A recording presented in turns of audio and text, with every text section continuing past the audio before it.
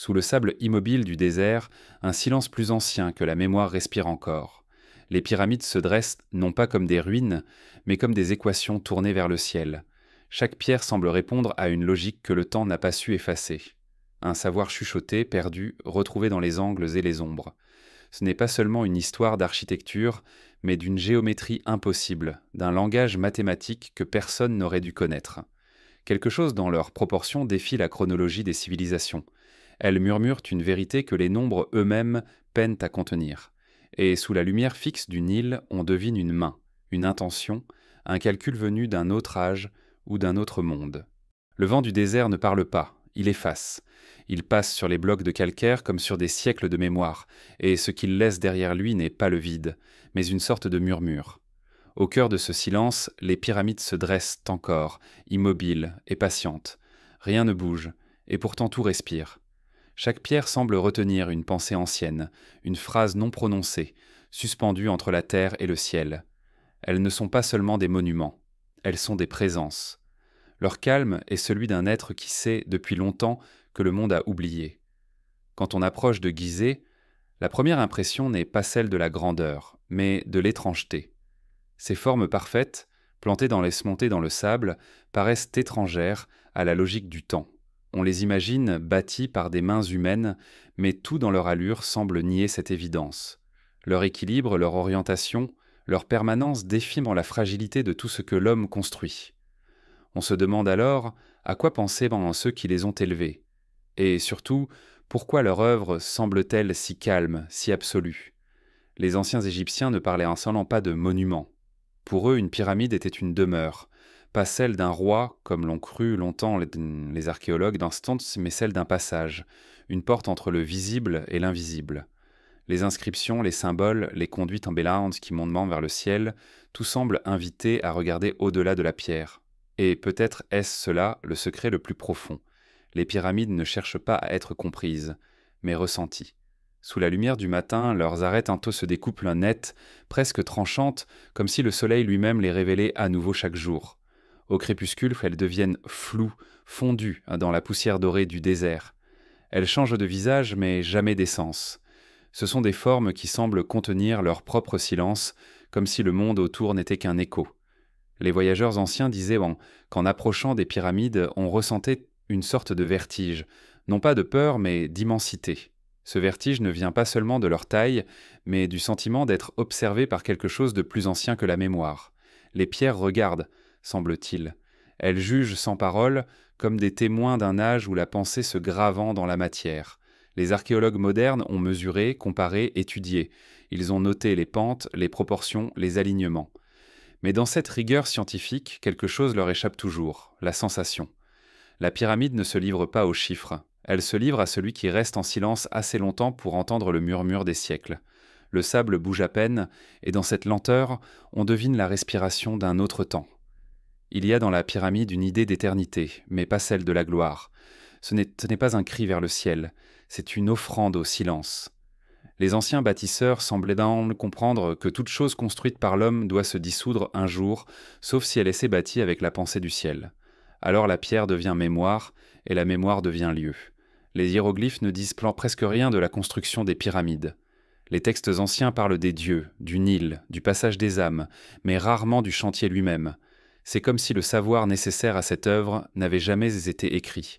Peut-être parce qu'il n'était pas enseigné comme une technique, mais vécu comme une forme de prière. Chaque bloc posé n'était pas seulement un acte d'ingénierie, mais un geste sacré. La pierre n'était pas déplacée.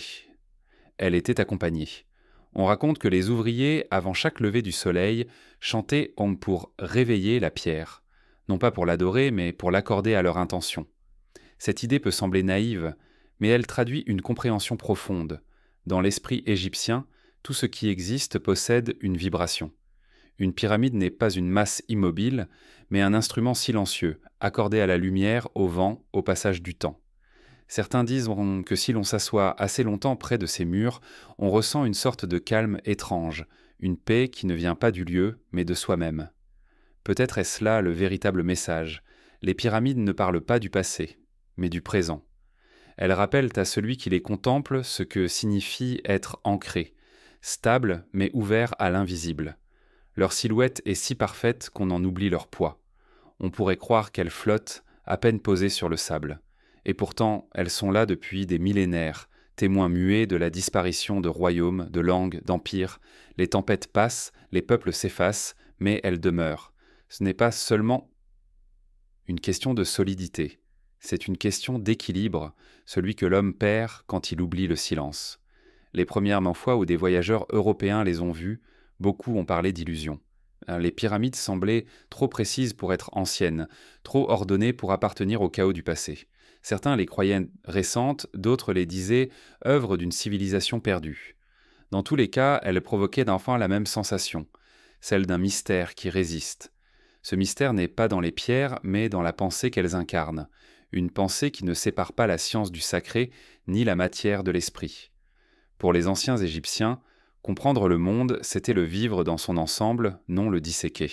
Et peut-être est-ce cela qui nous échappe aujourd'hui, cette unité entre le calcul et la contemplation, entre la construction et la prière. Sous la lumière du midi, les ombres se retirent et la pyramide semble nue. À ce moment précis, elle ne cache rien. Tout est exposé, tout est simple. Mais dans cette simplicité se cache une profondeur vertigineuse.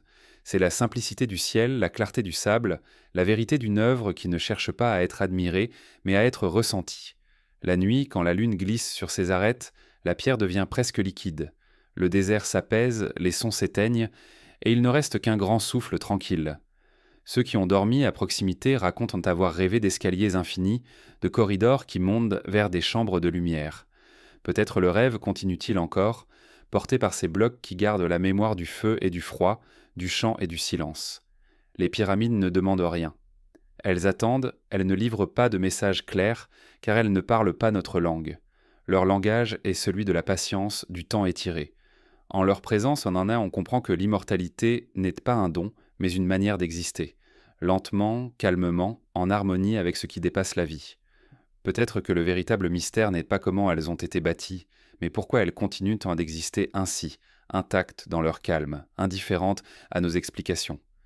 Elles sont la preuve silencieuse que le monde ancien savait écouter. Et si nous apprenions à écouter à notre tour, peut-être entendrions-nous ce que ces pierres murmurent encore, quelque chose qui vient de très loin et qui n'a jamais cessé de respirer. Dans la prochaine partie, nous entrerons dans la géométrie invisible de cette présence, celle des proportions qui semblent avoir été connues avant même que les nombres ne soient écrits. Il y a, dans la perfection silencieuse des pyramides, quelque chose qui dérange la raison. Ce n'est pas leur taille, ni leur âge, ni même la prouesse qu'elles représentent. C'est la justesse.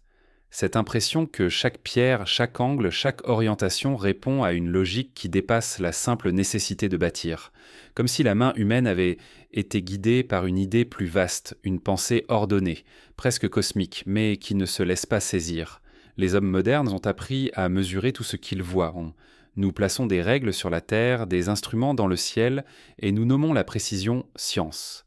Mais ici, au bord du désert, la précision prend un autre visage. Ce n'est plus un calcul, c'est une intention. Les pyramides semblent avoir été dessinées non pour impressionner, mais pour s'accorder à quelque chose d'invisible. Quand le vent glisse sur leurs flancs, ils semblent suivre une trajectoire déjà écrite. L'air contourne la pierre sans la heurter, comme s'il reconnaissait sa place. Même la lumière obéit. Elle frappe les faces au landoloti, selon une régularité troublante, comme si le soleil lui-même participait à une ancienne chorégraphie. On comprend alors que la perfection des pyramides n'est pas un hasard, mais une réponse. Réponse à quoi? C'est là que le mystère commence. Certains historiens voient dans cette exactitude le fruit d'une tradition, d'une maîtrise technique patiemment transmise. D'autres y devinent un savoir plus ancien, hérité d'une époque dont nous ne possédons plus les traces. Entre les deux se tient une vérité plus subtile, celle d'un peuple qui cherchait l'ordre dans la pierre comme d'autres le cherchent dans la prière. Les bâtisseurs de l'Égypte n'ont jamais séparé la mesure du sacré. Pour eux, tracer une ligne droite était un acte de foi. Le sol devenait un miroir du ciel, et chaque proportion traduisait une relation entre l'homme et le divin. La précision n'était pas une fin, c'était une offrande. C'est pourquoi les pyramides ne sont pas seulement droites, elles sont justes. Elles incarnent un équilibre entre la terre qui porte et le ciel qui appelle. Les rares textes qui évoquent la construction ne parlent pas de calcul, mais d'harmonie. Ils décrivent d'autres des prêtres qui observaient longtemps les étoiles avant de poser la première pierre, des maîtres qui lisaient dans les ombres du matin pour choisir la direction du travail. Rien n'était laissé au hasard, mais rien n'était expliqué. Ce savoir semblait venir d'un lieu où l'observation et la contemplation se confondent. Aujourd'hui encore, on ressent cette exactitude. En s'approchant des murs, on perçoit la précision du geste ancien. Les blocs, bien que massifs, s'ajustent avec une délicatesse qu'on ne retrouve plus. On a beau chercher les traces d'un outil, elles se font rares. Le joint entre deux pierres est parfois si fin qu'il disparaît à l'œil nu. C'est une perfection qui ne se vante pas, mais qui impose le respect. On imagine les artisans, les mains couvertes de poussière, ajustant chaque bloc dans le silence brûlant du désert. Pas un bruit de machine, pas un cri. Seulement la respiration, le rythme lent du travail et ce regard constant vers la ligne du ciel. Ce n'était pas un chantier, c'était une cérémonie. Chaque pierre posée devenait un acte de continuité, une prière en mouvement. Les Égyptiens disaient en soi que la juste mesure était la clé de toute chose, ni trop ni trop peu. Dans la vie comme dans la construction, l'excès rompait l'équilibre. Ainsi la pyramide est née de cette philosophie, un modèle de stabilité où chaque dimension semble peser par le temps lui-même. Leur géométrie, bien qu'implacable, n'est pas rigide. Elle respire. On sent qu'elle vit au rythme de la lumière, qu'elle s'adapte aux saisons, au vent, à la lenteur des ombres. Beaucoup ont cherché à reproduire cette perfection. Aucun n'y était vraiment parvenu. Les répliques modernes paraissent mécaniques, sans âme. Il leur manque ce quelque chose d'indéfinissable, la présence, comme si les anciens bâtisseurs avaient su inscrire une intention dans la matière. Ce n'était pas seulement une question de technique, mais de regard. Ils ne construisaient pas pour durer, mais pour être en accord. Quand on se tient face à la grande pyramide, on sent cette harmonie presque organique. Elle ne domine pas, elle s'impose doucement, comme une évidence. Le regard glisse sur ses lignes, s'élève sans effort. Elle ne pousse pas vers le ciel, elle y conduit. Et dans ce mouvement imperceptible, on devine le message des bâtisseurs. L'homme ne peut toucher l'éternité que lorsqu'il trouve la mesure juste entre la terre et le divin. Certains visiteurs disent Gorton qu'ils ressentent un trouble physique en s'approchant trop près, comme si la pierre dégageait une forme d'énergie silencieuse. D'autres parlent d'une paix inhabituelle, d'un apaisement intérieur. Peut-être n'est-ce que l'effet de la beauté, cette beauté qui ne se montre pas, mais s'impose. Peut-être est-ce aussi la trace d'une intention, toujours active malgré les siècles, qui continue d'accorder le lieu à une fréquence que nos sens modernes ont oubliée. Ce sentiment d'ordre absolu crée une forme d'inquiétude. Car s'il existe un lieu aussi parfaitement accordé au monde, cela signifie que nous avons perdu quelque chose. La pyramide ne prouve pas la grandeur d'un peuple, mais la profondeur d'une compréhension disparue. Une compréhension qui voyait dans chaque forme une prière, dans chaque mesure un souvenir du divin. Le désert autour paraît vouloir protéger ce secret. Le sable recouvre, révèle, puis recouvre encore. Le vent emporte les traces, mais jamais la présence. Les pyramides restent, indifférentes et chaque grain de sable semble leur obéir. On pourrait croire que le désert entier a été façonné pour les servir, pour les entourer d'un silence à leur mesure. De nuit, quand la lune descend sur le plateau, on distingue les arêtes comme des lignes d'argent. Elles semblent dessinées par une main invisible. Leurs ombres s'étirent jusqu'à se fondre dans l'obscurité, et dans cette union lente du clair et du sombre, on comprend que la perfection n'est pas un calcul, mais un état d'être. Les pyramides ne sont pas parfaites parce qu'elles sont exactes, mais parce qu'elles sont vraies. Les anciens savaient que la vérité ne se démontre pas, elle se manifeste. Elle ne s'impose pas au regard, elle s'accorde à l'âme. C'est pourquoi, même après tant de siècles, ces formes nous troublent encore. Nous ne savons pas ce qu'elles disent, mais nous sentons qu'elles parlent. Et cette sensation suffit à éveiller une mémoire enfouie, celle d'un monde où la connaissance était une forme de respect. Dans ce respect se trouve peut-être la clé. Les bâtisseurs de Gizeh ne voulaient pas défier le temps, ils voulaient en lui appartenir. Ils n'ont pas construit pour être admirés, mais pour servir un ordre invisible. C'est cet ordre que nous percevons encore, sans pouvoir le nommer. Un ordre que les nombres effleurent sans jamais le contenir, un ordre qui respire dans la pierre, dans l'air, dans le silence. Les pyramides ne sont donc pas des chefs-d'œuvre de technique, mais des actes de foi en la justesse du monde. Leur perfection n'est pas une question de calcul, mais de compréhension. Et si aujourd'hui elles continuent de nous fasciner, c'est parce qu'elles rappellent ce que nous avons oublié, que la beauté véritable n'est pas dans la précision, mais dans l'accord silencieux entre la matière et l'esprit. Elles demeurent immobiles sous le même ciel que leurs bâtisseurs. Et dans leur immobilité, elles enseignent encore. Non pas comment construire, mais comment être. Ce qu'elles mesurent, non, ce n'est pas la distance entre la terre et le ciel, mais celle qui sépare la connaissance de la sagesse. Dans la prochaine partie, nous suivrons les traces d'un autre mystère, la présence du cercle invisible dans ses formes si droites, là où les anciens voyèrent la signature du monde lui-même. Il y a des mystères que l'on découvre non pas en cherchant, mais en observant longtemps, en silence. Dans le désert, sous la lumière blanche du matin, la grande pyramide semble offrir ce genre de révélation. On la croit figée, solide, simple, mais à mesure que le regard s'y attarde, on comprend qu'elle dissimule un mouvement invisible, une logique qui ne relève ni de la foi ni de la raison, mais d'une étrange harmonie. Une harmonie si parfaite qu'elle semble obéir à une loi du monde que nous n'avons pas inventée. Depuis des siècles, les voyageurs, les savants, les rêveurs se penchent sur ses proportions. Tous en ressortent avec la même impression. Quelque chose dans sa forme échappe à l'histoire connue. Une correspondance subtile relie la hauteur, la base, les pentes, mais au lieu d'une énigme technique, c'est une sensation qui domine, celle d'un cercle caché au cœur du carré, comme si la pierre avait tenté de capturer le mouvement du monde. Dans l'imaginaire des anciens, le cercle était le symbole de la perfection, du ciel, du cycle éternel. Le carré, lui, représentait la terre, le monde des formes et des limites. Entre les deux, une tension millénaire. Comment unir ce qui tourne et ce qui reste, ce qui s'élève et ce qui porte? Les pyramides semblent avoir résolu cette opposition. Leurs proportions racontent une réconciliation, la rencontre du cercle et du carré, de l'infini et du fini. Aucune inscription ne l'explique, aucun texte ne le nomme.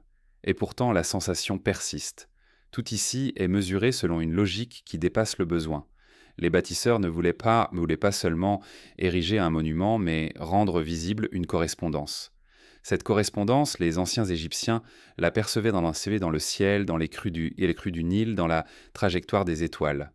Leurs temples, leurs tombeaux, leurs rituels portaient en cette même quête d'union entre le haut et le bas, entre ce qui s'éteint et ce qui revient. On pourrait croire que cette idée n'appartient qu'aux symboles, mais dans le désert de tout prend corps. Le vent tourne, la lumière change, les ombres s'étirent, et dans ces mouvements lents, la pyramide semble respirer. Elle devient presque vivante, comme si sa forme contenait le souvenir d'un cycle. Peut-être est-ce cela, la signification profonde de son dessin. Non pas une équation, mais une mémoire du monde. Les prêtres architectes, qu'on appelait les maîtres des mesures, ne construisaient pas selon la simple géométrie. Ils cherchaient à refléter les rythmes du ciel. Avant chaque édification, ils observèrent les astres, suivirent leur course, écoutèrent les vents. Ils savaient que la terre n'est pas immobile, que la lumière change tout. Leur science n'était pas celle du calcul, mais de la correspondance. Chaque proportion avait un écho dans le cosmos. Dans cette pensée, le cercle et le carré ne sont pas opposés, ils s'appellent. Le carré ancre, le cercle relie. Entre eux, il y a une tension sacrée, comme un souffle. Et la pyramide serait ce souffle figé, ce point de contact entre la pierre et l'éternité. Ce n'est donc pas une structure de pouvoir, mais une structure de passage. Beaucoup ont cherché à comprendre cette correspondance mystérieuse. Certains y voient dans la preuve d'un savoir perdu, d'autres un simple hasard de construction. Mais il est plus juste d'y voir une intuition, celle que le monde obéit à une harmonie plus vaste que nos mots. Les Égyptiens ne la formulaient pas, ils la vivaient. Pour eux, la beauté n'était pas une décoration, mais une vérité. Et les proportions de la pyramide en sont le témoignage le plus pur. La perfection de cette harmonie n'est pas mathématique, elle est vivante. Si l'on observe la pyramide à différentes heures du jour, on découvre qu'elle change. Sa forme, pourtant fixe, se transforme selon la lumière. À l'aube, elle paraît presque fragile, douce. À midi, elle devient tranchante, éclatante. Au crépuscule, elle s'efface lentement, se fondant dans la poussière. Dans ces métamorphoses silencieuses, on devine un enseignement. Ce qui est parfait n'est pas ce qui ne change pas, mais ce qui s'accorde à la lumière. Cette idée, pour les anciens Égyptiens, l'appelaient Ma'at, l'ordre juste, l'équilibre, la vérité du monde. Tout devait refléter Ma'at, des gestes quotidiens jusqu'à l'architecture des temples. La pyramide est donc l'expression la plus pure de cet ordre invisible.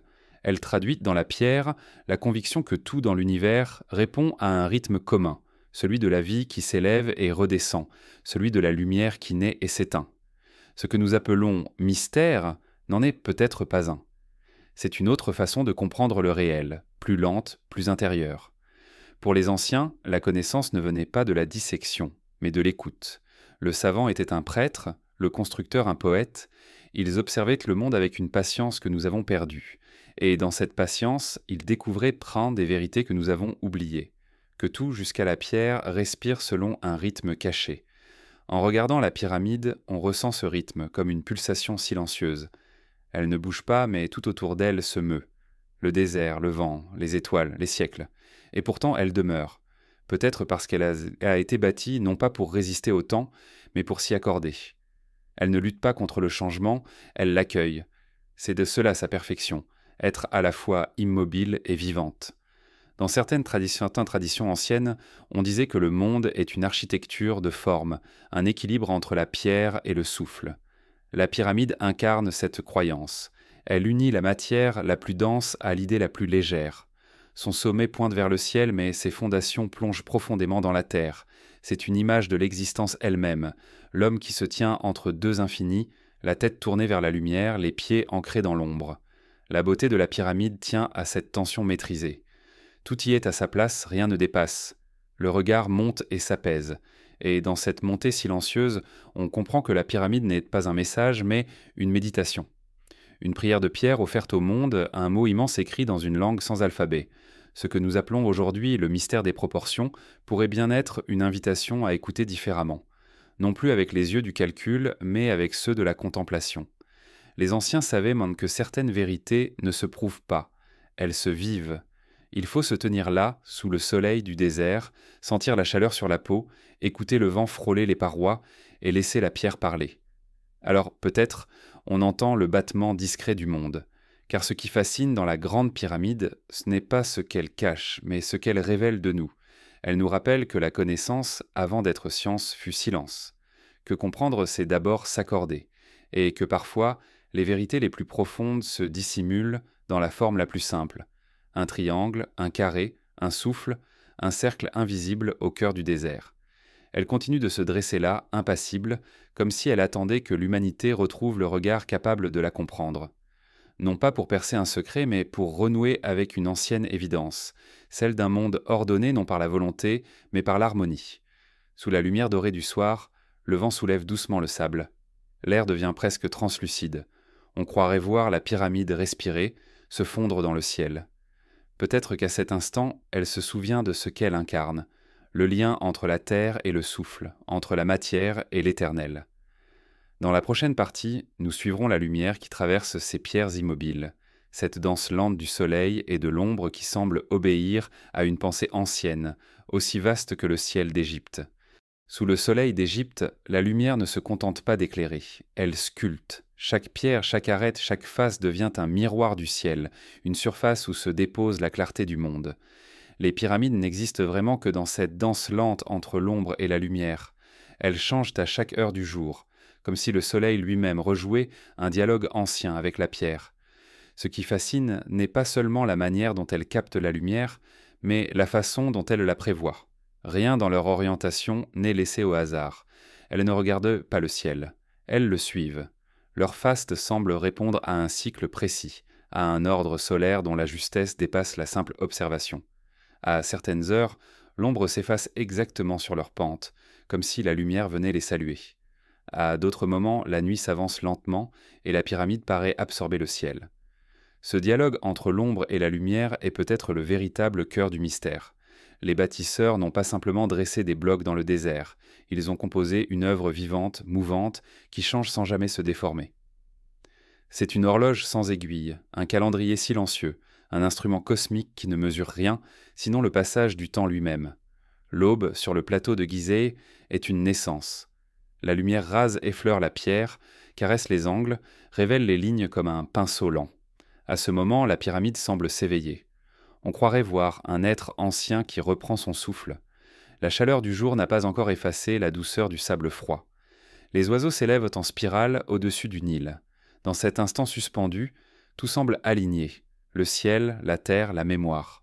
Au zénith, la lumière devient implacable. Les ombres disparaissent et la pyramide se transforme en un éclat pur. Plus aucune nuance, plus aucun refuge pour l'obscurité. Elle se montre alors dans sa vérité la plus nue, celle d'un monument qui défie les contrastes. À midi, elle ne semble plus réelle, mais presque immatérielle, un éclat figé. Ce moment de pure blancheur, presque aveuglant, est celui où le désert s'arrête de respirer. Le monde entier semble suspendu dans une clarté trop parfaite. Puis vient le soir. Le soleil glisse lentement derrière les collines de l'ouest, et les ombres reviennent, d'abord timides, puis longues, puis dévorantes. La pyramide s'assombrit peu à peu, et l'on croit la voir se dissoudre dans le crépuscule. Ce qui était éclat devient silence. Ce qui brillait s'efface.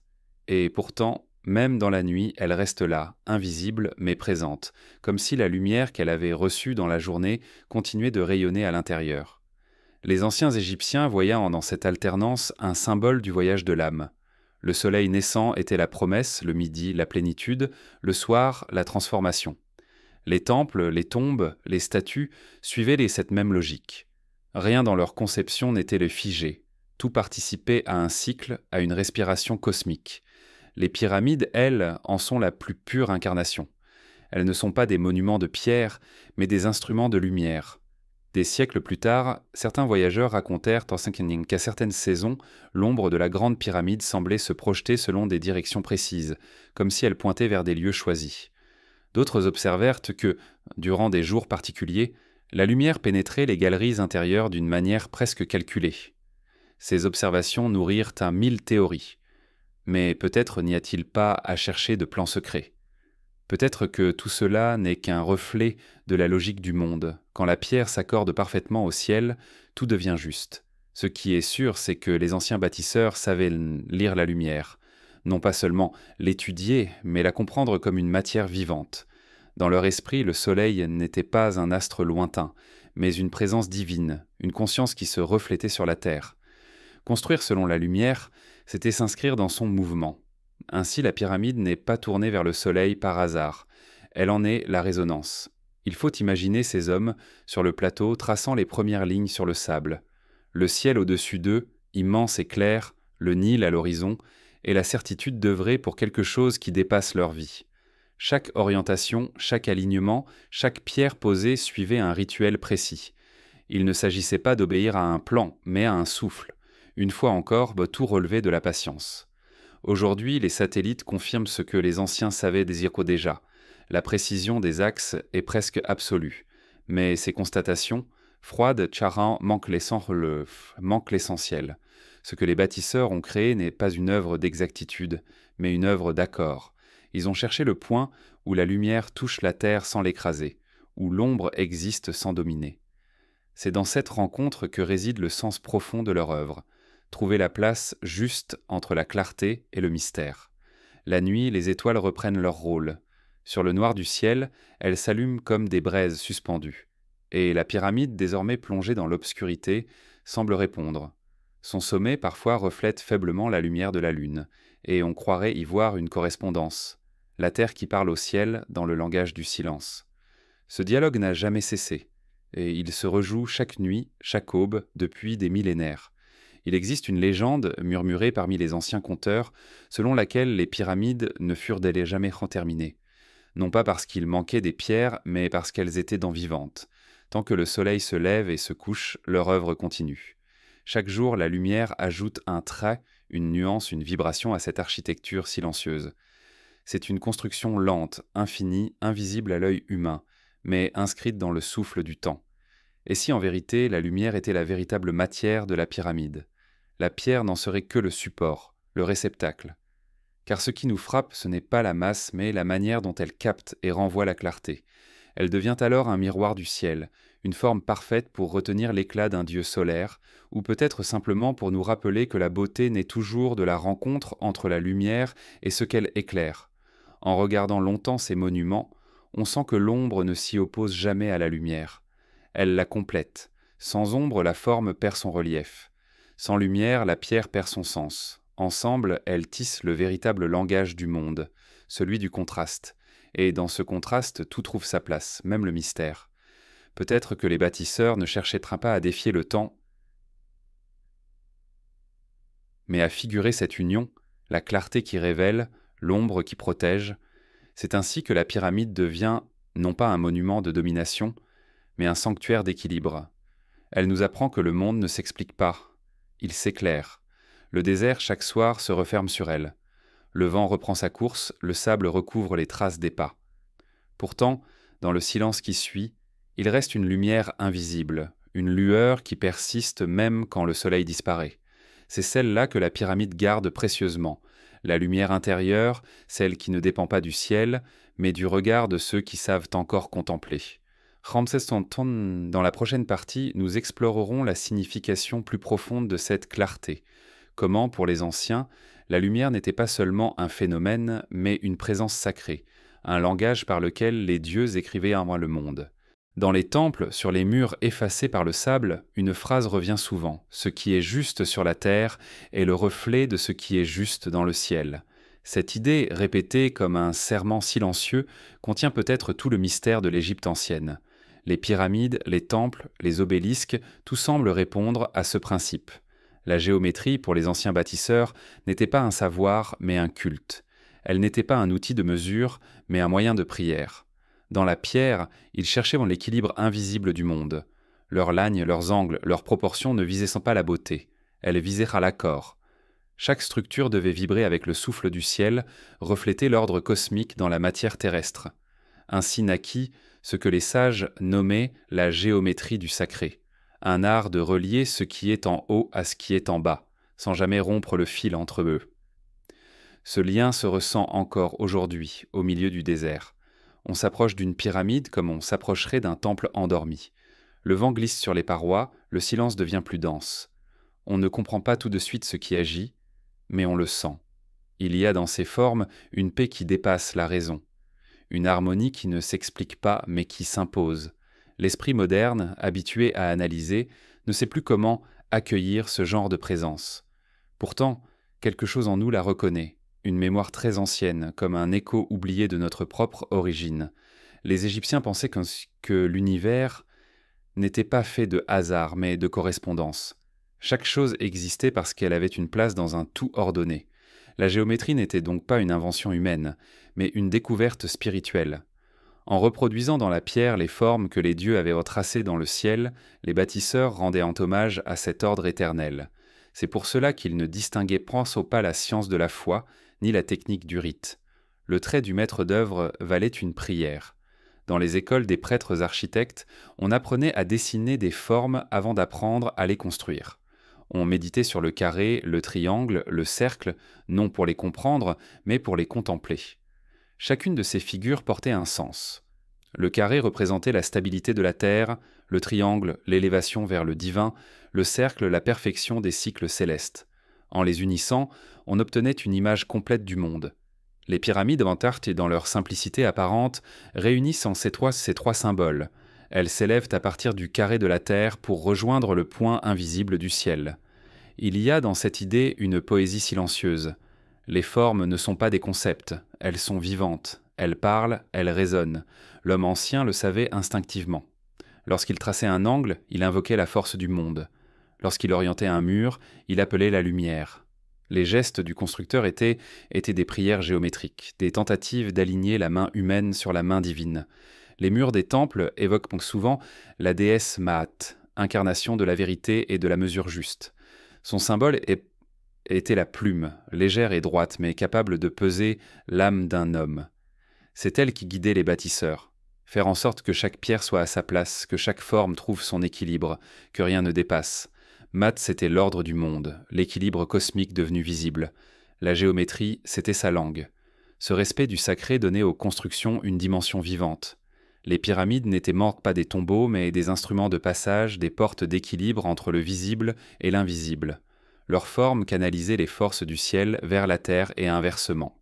Les anciens croyaient en que la juste proportion permettait à l'âme de s'élever sans se perdre, de rejoindre le soleil sans se dissoudre. C'est pourquoi chaque angle, chaque orientation importait, non pour plaire aux yeux, mais pour servir à l'ascension de l'esprit. La géométrie du sacré est donc une écriture. Elle ne se lit pas avec les mots, mais avec la présence. On la ressent dans la symétrie d'un temple, dans la lenteur d'une procession, dans la lumière qui glisse sur un mur à une heure précise. C'est un langage silencieux, où chaque forme est une phrase, chaque orientation une invocation, et ceux qui savaient le lire n'avaient plus besoin de paroles. Ils communiaient directement avec l'ordre du monde. Aujourd'hui, nous regardons ces monuments avec admiration, parfois avec scepticisme. Nous cherchons à les expliquer, à réduire leur mystère à des techniques, à des calculs, à des symboles codés. Mais la vérité, c'est peut-être plus simple et plus vertigineuse. Les anciens n'ont rien voulu cacher. Ils ont seulement voulu rappeler dans la pierre une vérité si vaste que notre esprit moderne ne sait plus la reconnaître. La géométrie du sacré n'est pas un secret, c'est une évidence oubliée. Ce que ces bâtisseurs savaient, c'est que le monde est un tissu d'équilibre fragile. Si une chose se rompt, tout se désaccorde. Leur œuvre visait à maintenir cet accord. Construire une pyramide, c'était aider la terre à respirer en harmonie avec le ciel. Les formes géométriques n'étaient pas abstraites, elles étaient des remèdes, des prières, des harmonies incarnées. Chaque construction était un acte de soin envers le monde. On raconte qu'au moment où une pyramide était achevée, un rituel silencieux avait lieu. Les prêtres montaient jusqu'au sommet avant l'aube. Là, dans le froid du matin, ils attendaient que le Mitmarand, que la première lumière du soleil vienne toucher la pierre. Ce moment où la clarté embrassait le sommet était perçu comme une bénédiction. Le ciel acceptait l'œuvre. L'équilibre était scellé. À cet instant précis, la pyramide devenait vivante. Si l'on s'éloigne du plateau de Gizeh et qu'on observe le paysage alentour, on comprend mieux cette logique. Rien n'est placé au hasard. Les temples suivent le fleuve, les statues regardent l'horizon. Les tombes se tournent vers le couchant.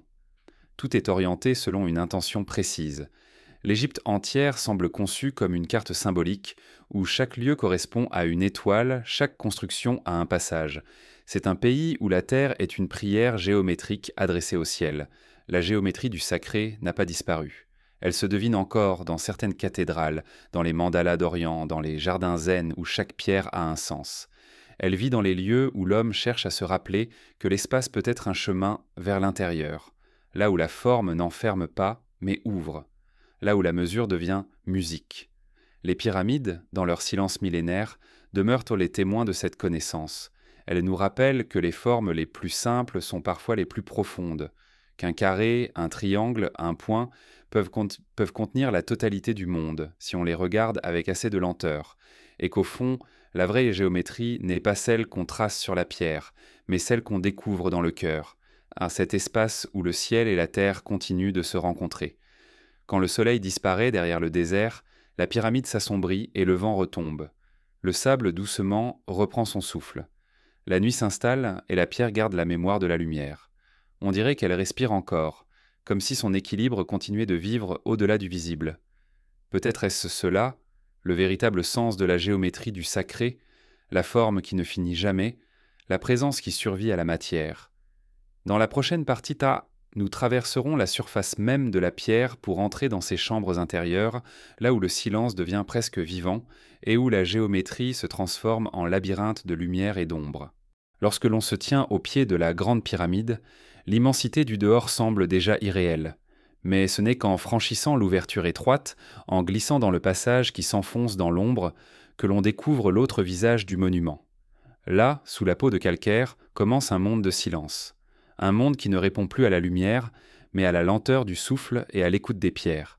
Les galeries s'étirent, étroites, abruptes, parfois suffocantes. L'air y est plus lourd, chargé d'une poussière ancienne.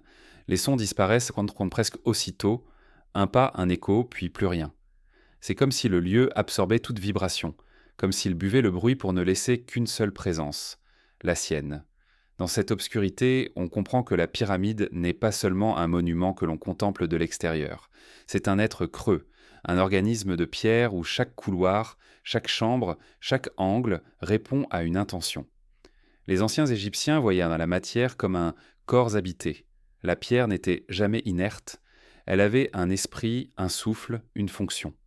Ce qui était taillé, poli, aligné ne servait pas seulement à bâtir, cela servait à éveiller. Entrer dans la pyramide, c'était pénétrer dans la mémoire d'un monde. Le passage descendant conduit vers une première salle, rugueuse et basse. On y sent le poids du monument entier au-dessus de soi. Les murs y sont proches, le plafond semble s'abaisser. Certains y voient la métaphore d'une descente dans la terre, d'un retour au sein de la matière, au commencement. D'autres disent maintenant que ce couloir représente la première épreuve, celle du silence absolu. Dans l'obscurité, le regard cesse d'être utile. Le corps devient oreille, la pensée se resserre. On n'avance plus par la vue, mais par une forme d'intuition. Puis, de plus loin, la pente s'adoucit, le chemin se divise. Une galerie monte, une autre s'enfonce. Là encore, le symbolisme se tisse dans la pierre, la voie du bas mène vers la chambre inachevée, creusée dans le roc, celle du haut conduit à la chambre dite du roi, un espace suspendu dans le cœur du monument. Entre les deux, un espace intermédiaire, la chambre de la reine, lieu d'équilibre entre le haut et le bas, entre le terrestre et le céleste. Mais ces noms, donnés par les modernes, ne traduisent pas ce que les anciens ressentaient, Pour eux, ces chambres n'étaient pas des pièces, mais des seuils, des lieux de transformation. Chacun correspondait à un état de passage, à une mutation intérieure. La descente symbolisait la mort du regard profane, la montée, la naissance du regard intérieur. Ainsi, la pyramide n'était pas un tombeau, c'était une école du silence, un chemin de résonance. Dans la grande galerie, la hauteur surprend. Après les couloirs bas et étroits, cet espace s'ouvre soudain, presque démesuré. La lumière des torches y danse sur les murs inclinés, révélant des strates de pierre impeccablement taillées.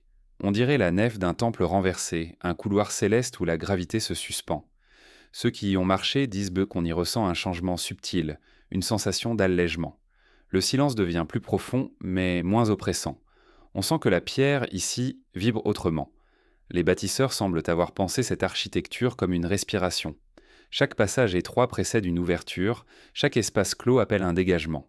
Le corps suit ce rythme sans le savoir, comme s'il entrait dans une prière faite de pierre. C'est une progression lente, presque rituelle, où chaque pas efface un peu du monde extérieur. Arrivé dans la chambre haute, on découvre un espace dépouillé. Rien ne brille, rien ne décore. Les murs sont nus, massifs, parfaitement ajustés. Au centre, un sarcophage vide, posé sur le sol, trop grand pour avoir été introduit après coup. L'air y est lourd, presque minéral. Le silence devient une matière. Ce lieu n'a rien d'un tombeau, c'est une chambre de résonance. Quand on s'y tient immobile, on entend son propre souffle se dédoubler, se mêler à la pierre. Certains affirment que la salle amplifie les sons d'une manière étrange, presque vivante. Un murmure devient un battement, un écho se prolonge comme une vague. On a dit que cette acoustique n'était pas un hasard, mais une intention. Que la chambre n'était pas destinée au corps du roi, mais à sa voix, ou plutôt à son essence. Ici, le son ne s'éteint pas, il se transforme. Cette idée rejoint une croyance ancienne, celle selon laquelle le monde fut créé par le Verbe, par le souffle qui ordonne la matière. Les prêtres d'Héliopolie enseignaient que la parole juste pouvait éveiller la vie dans la pierre. Ainsi, la pyramide, par ses chambres et ses proportions, aurait été conçue pour accueillir ce souffle, pour en prolonger la vibration. Ce n'est donc pas un mausolée, mais un instrument. Sous la peau du calcaire, tout semble calculé pour prolonger une fréquence invisible. Chaque mur, chaque voûte, chaque passage agit comme une corde tendue. Et quand l'air y circule, poussé par le vent du désert ou par le souffle d'un visiteur, il réveille une sorte de chant silencieux. Ce n'est pas un son que l'on entend, mais que l'on ressent. Il vibre dans la poitrine, résonne dans le crâne comme une mémoire très ancienne. Cette vibration, certains la décrivent comme un battement du monde. Elle n'appartient ni au vent, ni à la pierre, mais à leur rencontre. C'est là, dans cette union, que se cache le sens du monument. Un lieu où le silence parle, où la matière chante. Si la surface de la pyramide évoque la perfection, son intérieur évoque la profondeur. Dehors, la lumière, dedans, la densité. Mais ces deux mondes ne s'opposent pas. Ils s'équilibrent. Ce que la lumière révèle à l'extérieur, l'obscurité le protège à l'intérieur. Le calcaire devient alors une peau vivante, une frontière poreuse entre deux réalités. Dans l'Antiquité, certains rituels consistaient à passer des heures, parfois des jours, dans ces couloirs, sans torche. Les prêtres ou les initiés y restaient jusqu'à ce que le silence devienne supportable. L'obscurité était une épreuve, mais aussi une purification. Dans le noir total, la pensée se dépouille, les sens s'affinent et l'on finit par percevoir ce que le jour empêche de voir, la lumière intérieure. Le calcaire, matériau principal des pyramides, était considéré comme une pierre solaire. Il contenait la mémoire du feu du ciel, emprisonné dans la roche. En entrant dans le monument, on pénétrait donc un corps de lumière pétrifié. Et peut-être que les chambres internes étaient faites pour réactiver cette lumière, non pas par le regard, mais par la conscience. Chaque couloir, chaque paroi semble respirer encore. Même après des millénaires, on sent que la pierre conserve quelque chose, une présence, un souvenir. C'est comme si le monument gardait la trace de ceux qui l'ont bâti, de leur chant, de leur souffle.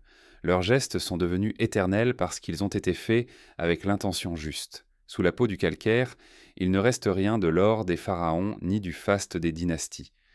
Ce qui demeure, c'est la pureté du silence. Une architecture dépouillée, taillée non pour impressionner, mais pour révéler. Car au cœur de cette masse immense, le véritable secret n'est pas caché. Il se tient dans l'air immobile, dans la manière dont la lumière meurt, dans la façon dont le silence respire. Lorsque l'on ressort à la surface, après cette traversée lente, le monde paraît différent. Le ciel semble plus haut, le vent plus vaste, le soleil plus vif.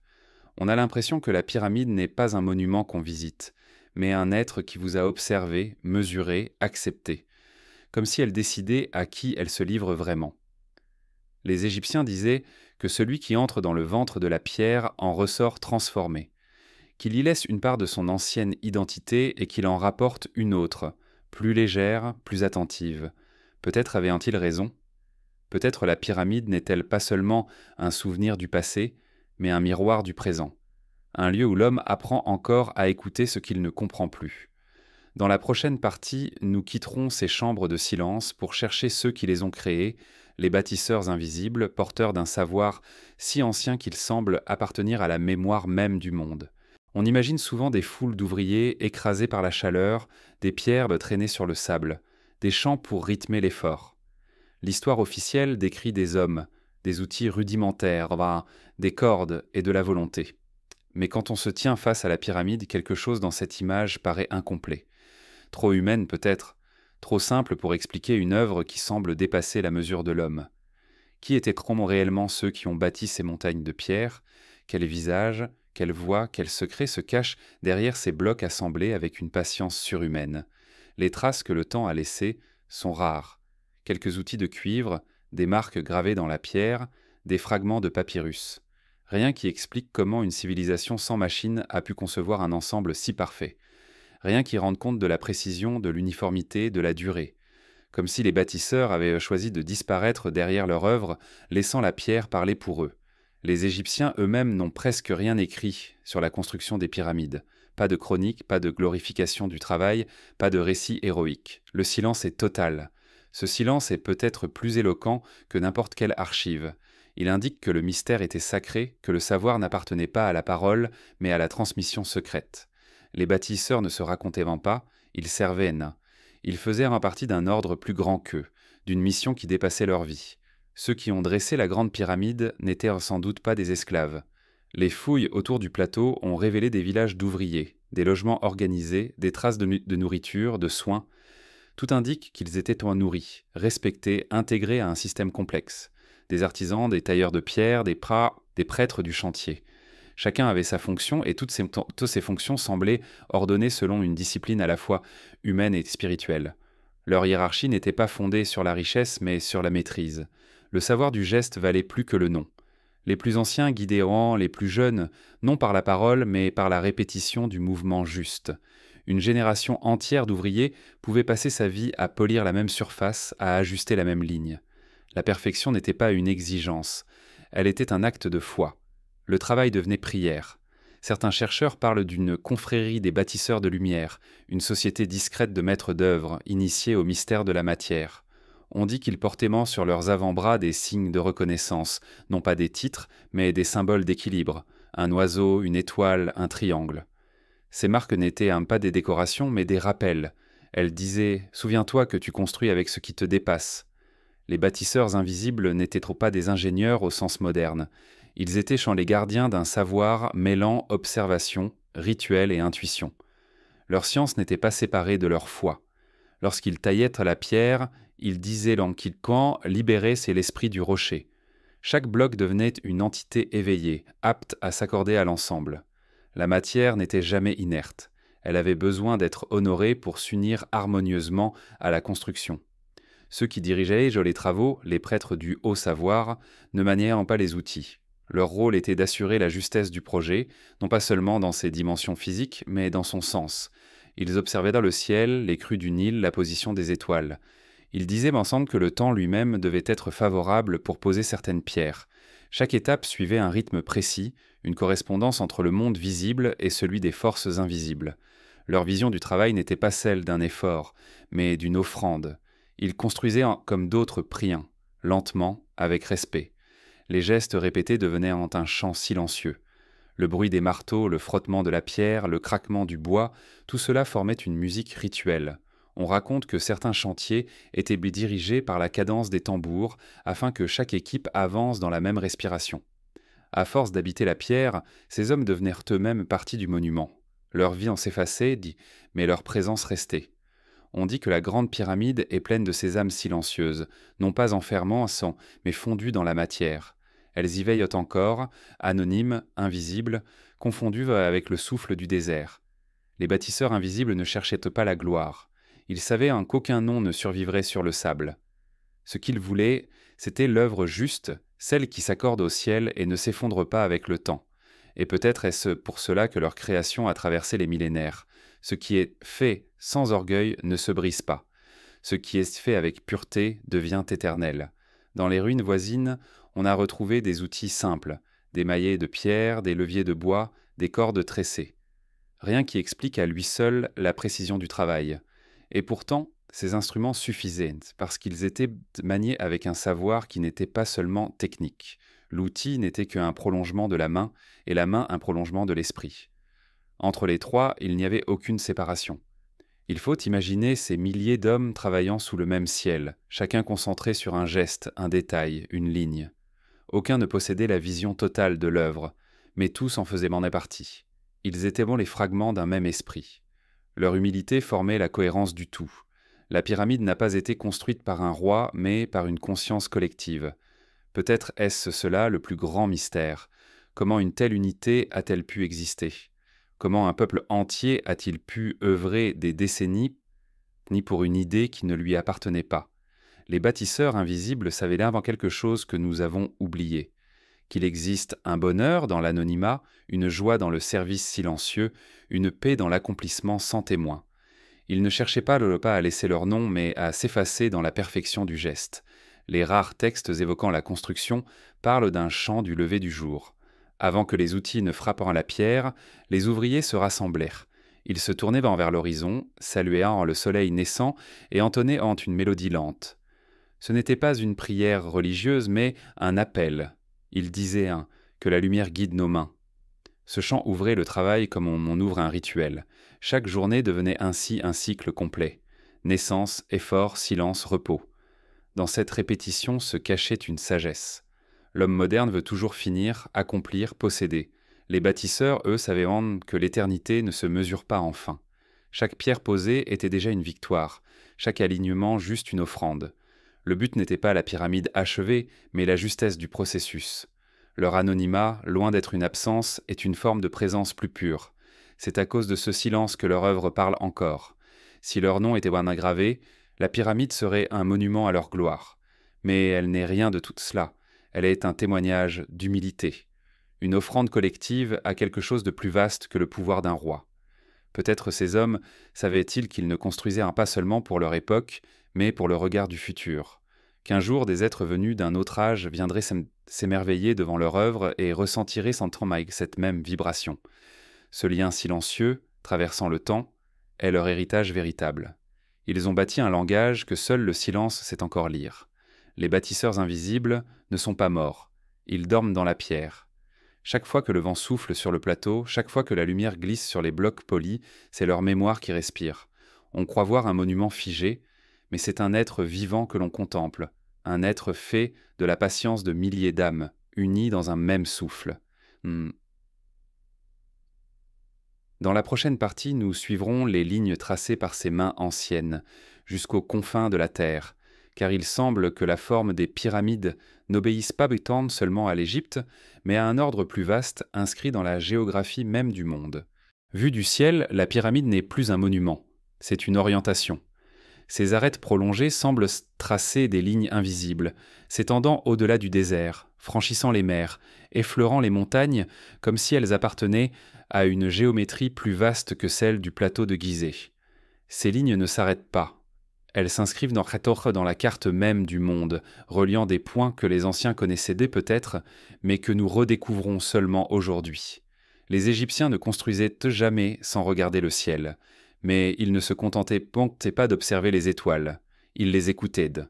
Chaque position, chaque alignement, chaque angle de leur monument semblait répondre à une correspondance terrestre. L'univers, pour eux, n'était pas une abstraction, mais une immense structure d'écho. Ce qui est en haut reflète ce qui est en bas. Ce qui est tracé dans la lumière trouve sa trace dans la pierre. Et c'est ainsi que les pyramides devinrent, d'une certaine manière, les angles du monde.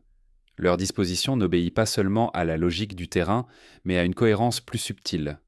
Le plateau de Gizeh, vu depuis l'espace, semble s'accorder à certaines structures naturelles, comme si la Terre elle-même avait choisi cet emplacement pour accueillir ce dialogue entre la pierre et le ciel. Des chercheurs ont remarqué que les grandes pyramides semblent former un schéma qui répond aux étoiles de la ceinture d'Orion. D'autres ont observé des correspondances entre ces monuments et d'anciens sanctuaires situés à des milliers de kilomètres. On a parlé d'axes invisibles reliant l'Égypte à d'autres lieux de culte, comme si un même dessin avait guidé la main des bâtisseurs sur toute la surface du globe. Mais avant d'être un mystère d'ingénierie, cette cohérence est une question de regard. Les anciens ne pensaient pas la Terre comme une masse isolée, mais comme un corps vivant. Ils la savaient d'eau traversée d'énergie, de courant, de souffle. Chaque montagne, chaque fleuve, chaque pierre avait sa voix, sa résonance. Bâtir, c'était apprendre à écouter ces voix et à leur répondre par la forme. L'architecture n'était pas une conquête du paysage, mais une conversation avec lui. Le site de Gizeh fut choisi, dit-on, parce qu'il était un lieu d'équilibre.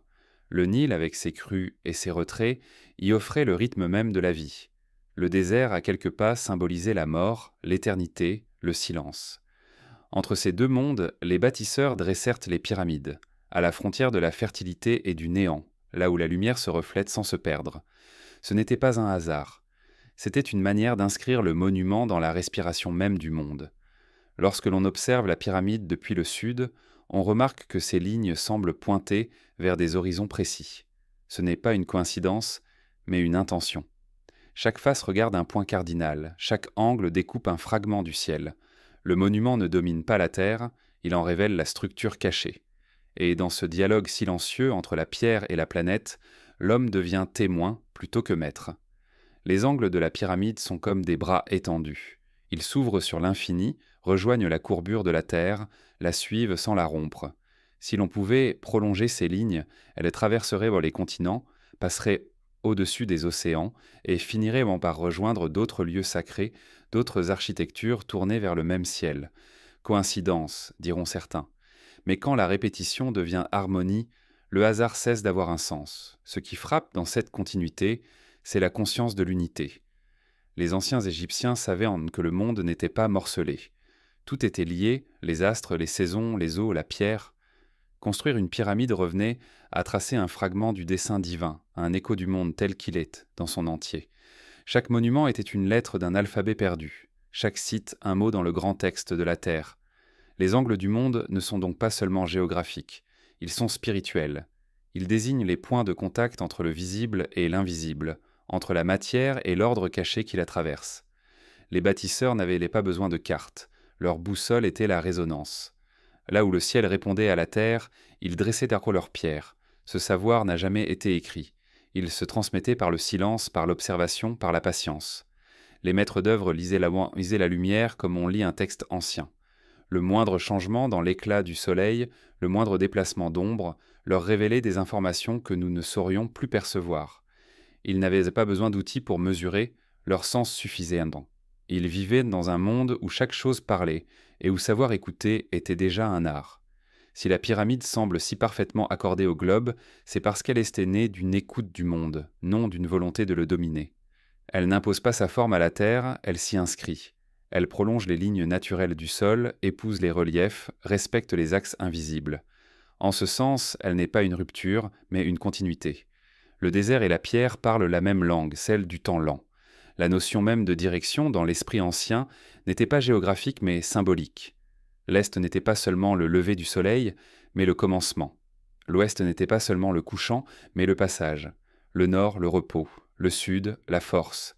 Les monuments orientés, selon ces axes, ne répondaient donc pas à une logique de navigation, mais à une logique du sacré. Ils formèrent une carte intérieure autant qu'extérieure. Peut-être faut-il comprendre les angles de la pyramide comme les angles de la vie elle-même. 4 directions, 4 états, 4 passages. Le nord, immobile et froid, garde la mémoire. Le sud, brûlant et mouvant, rappelle l'élan. L'est porte la naissance, l'ouest accueille la fin. Et au centre de ces lignes se tient le cœur, la chambre silencieuse, l'espace du milieu, celui où la terre et le ciel se rejoignent. Lorsque le vent du soir balaie le plateau, on a parfois l'impression que la pyramide respire. Ses arêtes dorées viennent irradier des traîtres de lumière, ses faces s'assombrissent, ses angles se dissolvent. Elle semble à la fois présente et absente, comme si elle oscillait entre deux mondes. Peut-être est-ce cela le véritable sens de son orientation. Être constamment en dialogue, jamais figé, toujours entre deux souffles.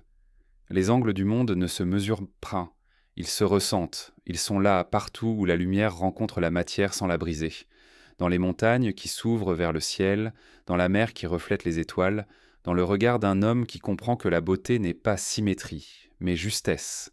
La pyramide, dans son silence, rappelle cette évidence, que le monde tout entier est déjà un temple, et que la géométrie du sacré n'est que sa mémoire figée. Ce que les bâtisseurs ont transmis n'est pas un savoir perdu, mais une attention oubliée. Ils ont planté dans la pierre la conscience que tout est relié, que chaque point du globe répond à un autre. C'est pourquoi leurs œuvres ne vieillissent pas, elles continuent d'appartenir à la terre. Et quand, au crépuscule, les ombres s'allongent jusqu'à confondre le sable et la lumière, on comprend enfin que la pyramide n'est pas seulement un monument égyptien, c'est une signature du monde. Un rappel gravé dans la pierre que la terre elle-même a des angles, que son équilibre dépend de lignes invisibles, et que celui qui les perçoit commence à entrevoir le langage du tout. Sans se dire, dans la prochaine partie, nous écouterons ces lignes se transformer en voix, celles du Nil, du vent et des anciens textes qui murmurent encore l'histoire des prêtres architectes, gardiens du savoir oublié. Les Centaures, le Nil n'est pas seulement un fleuve, c'est un souffle. Il traverse l'Égypte comme une phrase ininterrompue, répétée depuis le commencement des temps. Ses eaux sont la mémoire liquide d'un monde qui ne cesse de renaître. Sans lui, les pyramides ne seraient en fait que des ruines muettes au milieu du désert. Avec lui, elles deviennent des miroirs du cycle éternel, des gardiennes d'un savoir qui coule encore, invisible, sous la surface du monde. Les anciens Égyptiens disaient que le Nil était le corps vivant d'un dieu, que son eau n'était pas de la matière, mais un esprit. Ils l'appelaient le chemin des étoiles sur la terre. Ce fleuve liait tout, les villages et les temples, les champs et les tombeaux, la vie et la mort. Son rythme dictait celui du peuple. Quand il montait, la terre renaissait, quand il se retirait, tout redevenait silence. Ainsi allait le temps, non pas linéaire mais circulaire, un retour constant vers l'origine. C'est au bord du Nil que les bâtisseurs trouvèrent le calcaire, la pierre, le bois. Mais ils y puisèrent surtout le sens de leur œuvre. Le fleuve leur enseignait la patience, la lenteur, la mesure. Ils savaient que rien de durable ne se fait dans la hâte.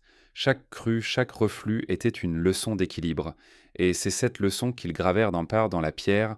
Tout doit naître, s'élever, s'effacer, puis renaître. Les prêtres architectes observaient en le Nil comme d'autres lisent les étoiles. Sa couleur, sa hauteur, son odeur même leur révélaient les humeurs du monde. Ils disaient entendre que l'eau parle à ceux qui savent écouter. Parfois, dans la nuit, on pouvait voir des torches se déplacer le long du rivage. Les prêtres faisaient tendre des offrandes en déposant des fleurs ou des lampes sur la surface de l'eau. Ces lumières dérivaient lentement, se reflétaient dans le ciel, et le fleuve devenait une constellation mouvante. Le Nil ne sépare pas le pays, il le relie. Sur ses rives, les villages s'étendent comme des notes sur une portée. Chaque temple, chaque monument est une syllabe dans la phrase qu'il compose. Les Égyptiens voyaient dans son tracé un axe sacré, reliant le nord et le sud, l'amont et l'aval, le commencement et la fin. Ce fleuve est un miroir du monde intérieur. Il montre que toute chose, pour être vivante, doit circuler. Les textes anciens, gravés sur les murs des temples, murmurent encore cette vérité. On y lit que le Nil naît dans le cœur du ciel et meurt dans le cœur de la terre. Les prêtres enseignaient que ces eaux contenaient la mémoire de la création, auquel portaient Taran les mots du premier souffle. Chaque goutte était un fragment du verbe originel, celui qui fit naître la lumière et la forme. Ainsi, lorsqu'ils construisaient, mais les Égyptiens ne faisaient débattre qu'imiter le geste du fleuve, donner mouvement à la matière. Les bâtisseurs invisibles dont nous avons parlé vivèrent au rythme de ces crues. Leurs camps s'élevaient aimant près de l'eau, car tout venait d'elle. Le Nil leur apportait la nourriture, la force, les matériaux, mais aussi l'inspiration. Certains affirmaient en ce qu'en suivant la courbe du fleuve, on pouvait sentir la direction juste pour poser une pierre, comme si le courant portait en lui une connaissance silencieuse. Il existe des récits anciens qui disent donc que les prêtres architectes communiquèrent avec le Nil, pas par la parole, mais par les signes. Ils observaient l'eau, les ondulations, les reflets, les oiseaux qui s'y posaient. Chaque détail avait un sens. Un vol de héron annonçait le moment propice pour commencer un chantier. Un changement de couleur dans l'eau indiquait un déséquilibre cosmique. Ces lectures n'étaient pas des superstitions. Elles étaient une forme d'écoute, une manière de comprendre que le monde entier parle, mais dans une langue que seul le calme et la patience permettent de saisir. Le Nil, dans sa lenteur majestueuse, enseignait aussi la fragilité. Il donnait la vie, mais il pouvait aussi la reprendre. Ses crues trop fortes détruisaient chez les récoltes, ses silences cohérents trop longs affaméant les villages. Cette dualité, les Égyptiens l'acceptaient sans révolte. Ils y voyaient pondre le reflet du monde. Tout ce qui crée peut aussi défaire. Rien n'est stable, rien n'est fixe, sauf la loi de l'équilibre. Cette sagesse se retrouve dans la manière dont ils pensaient encore le temps. Pour nous, le temps est une flèche. Pour eux, c'était une spirale. Le Nil coulait, mais il ne partait jamais. Son eau revenait sans cesse, transformée, régénérée. De la même façon, la mort n'était pas une fin, mais un passage. Le fleuve montrait le chemin. Il fallait se laisser porter, ne pas lutter contre le courant, accepter la transformation. On raconte que certaines cérémonies se tenaient au bord du Nil à la fin des grands travaux. Les prêtres y amenèrent en de petites statues, symboles des âmes des ouvriers disparus. Ils les déposaient dans des barques miniatures qu'ils laissaient flotter sur l'eau. Ces offrandes partaient vers le nord, portées là par le courant jusqu'à disparaître dans la brume. C'était une manière de rendre les bâtisseurs au fleuve, de rendre les hommes à la mémoire du monde.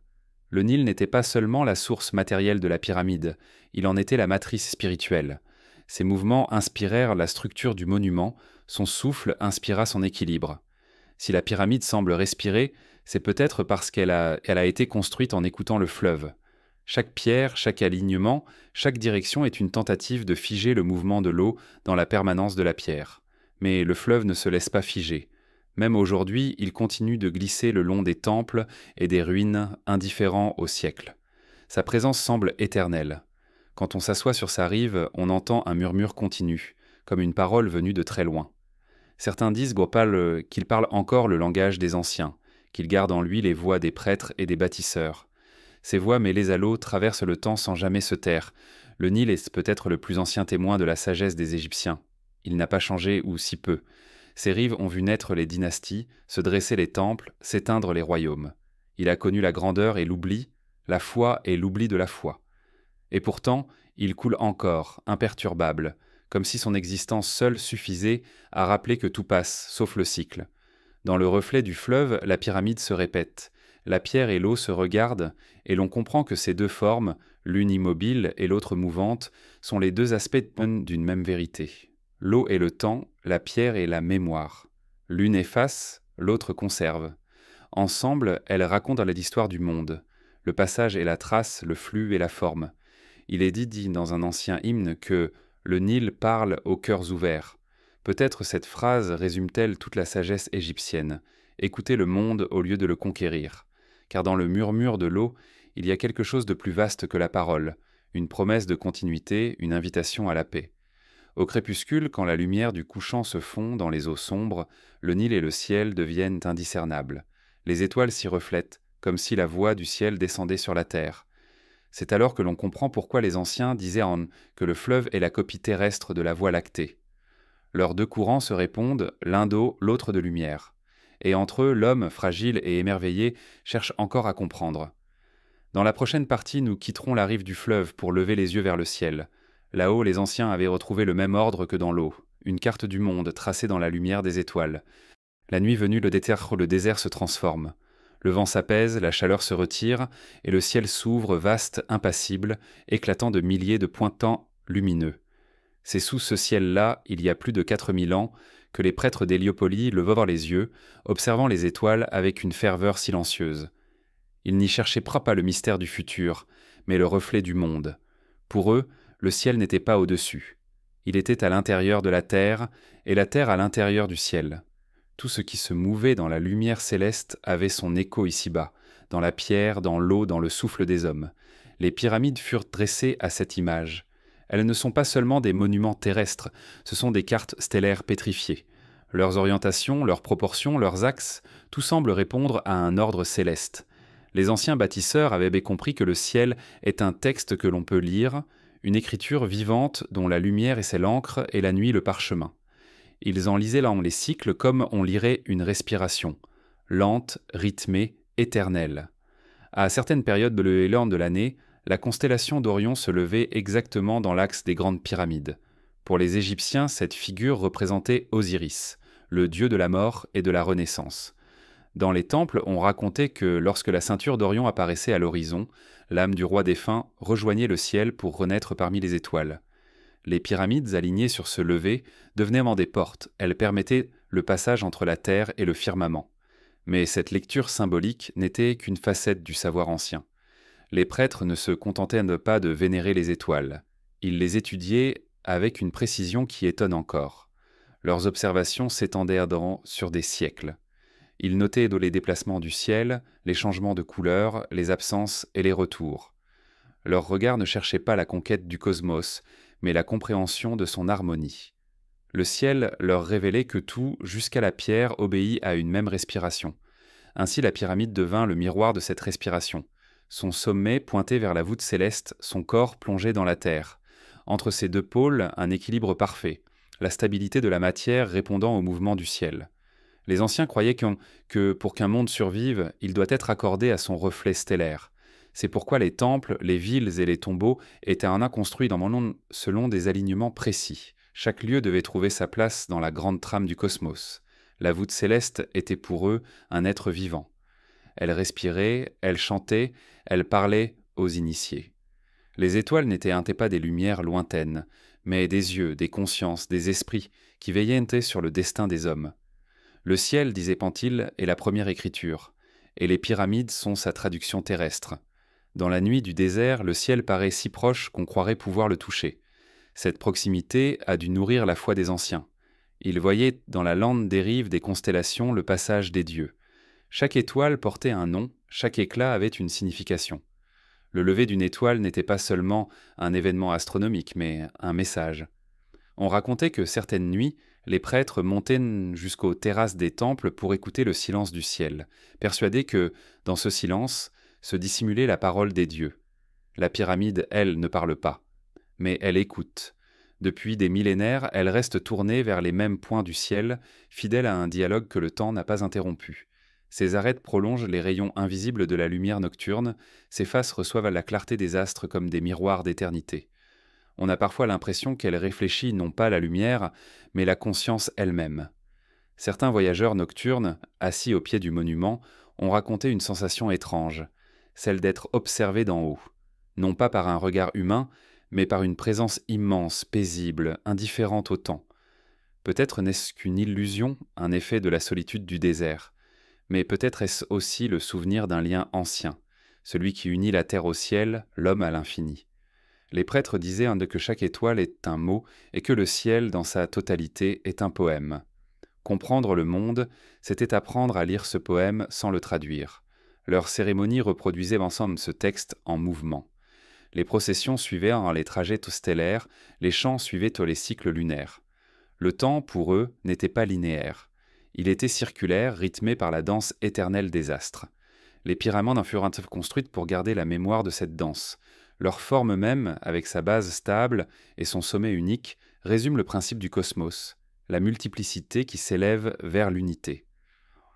En cela, elles sont sans plus qu'un symbole, elles sont une prière gravée dans la pierre.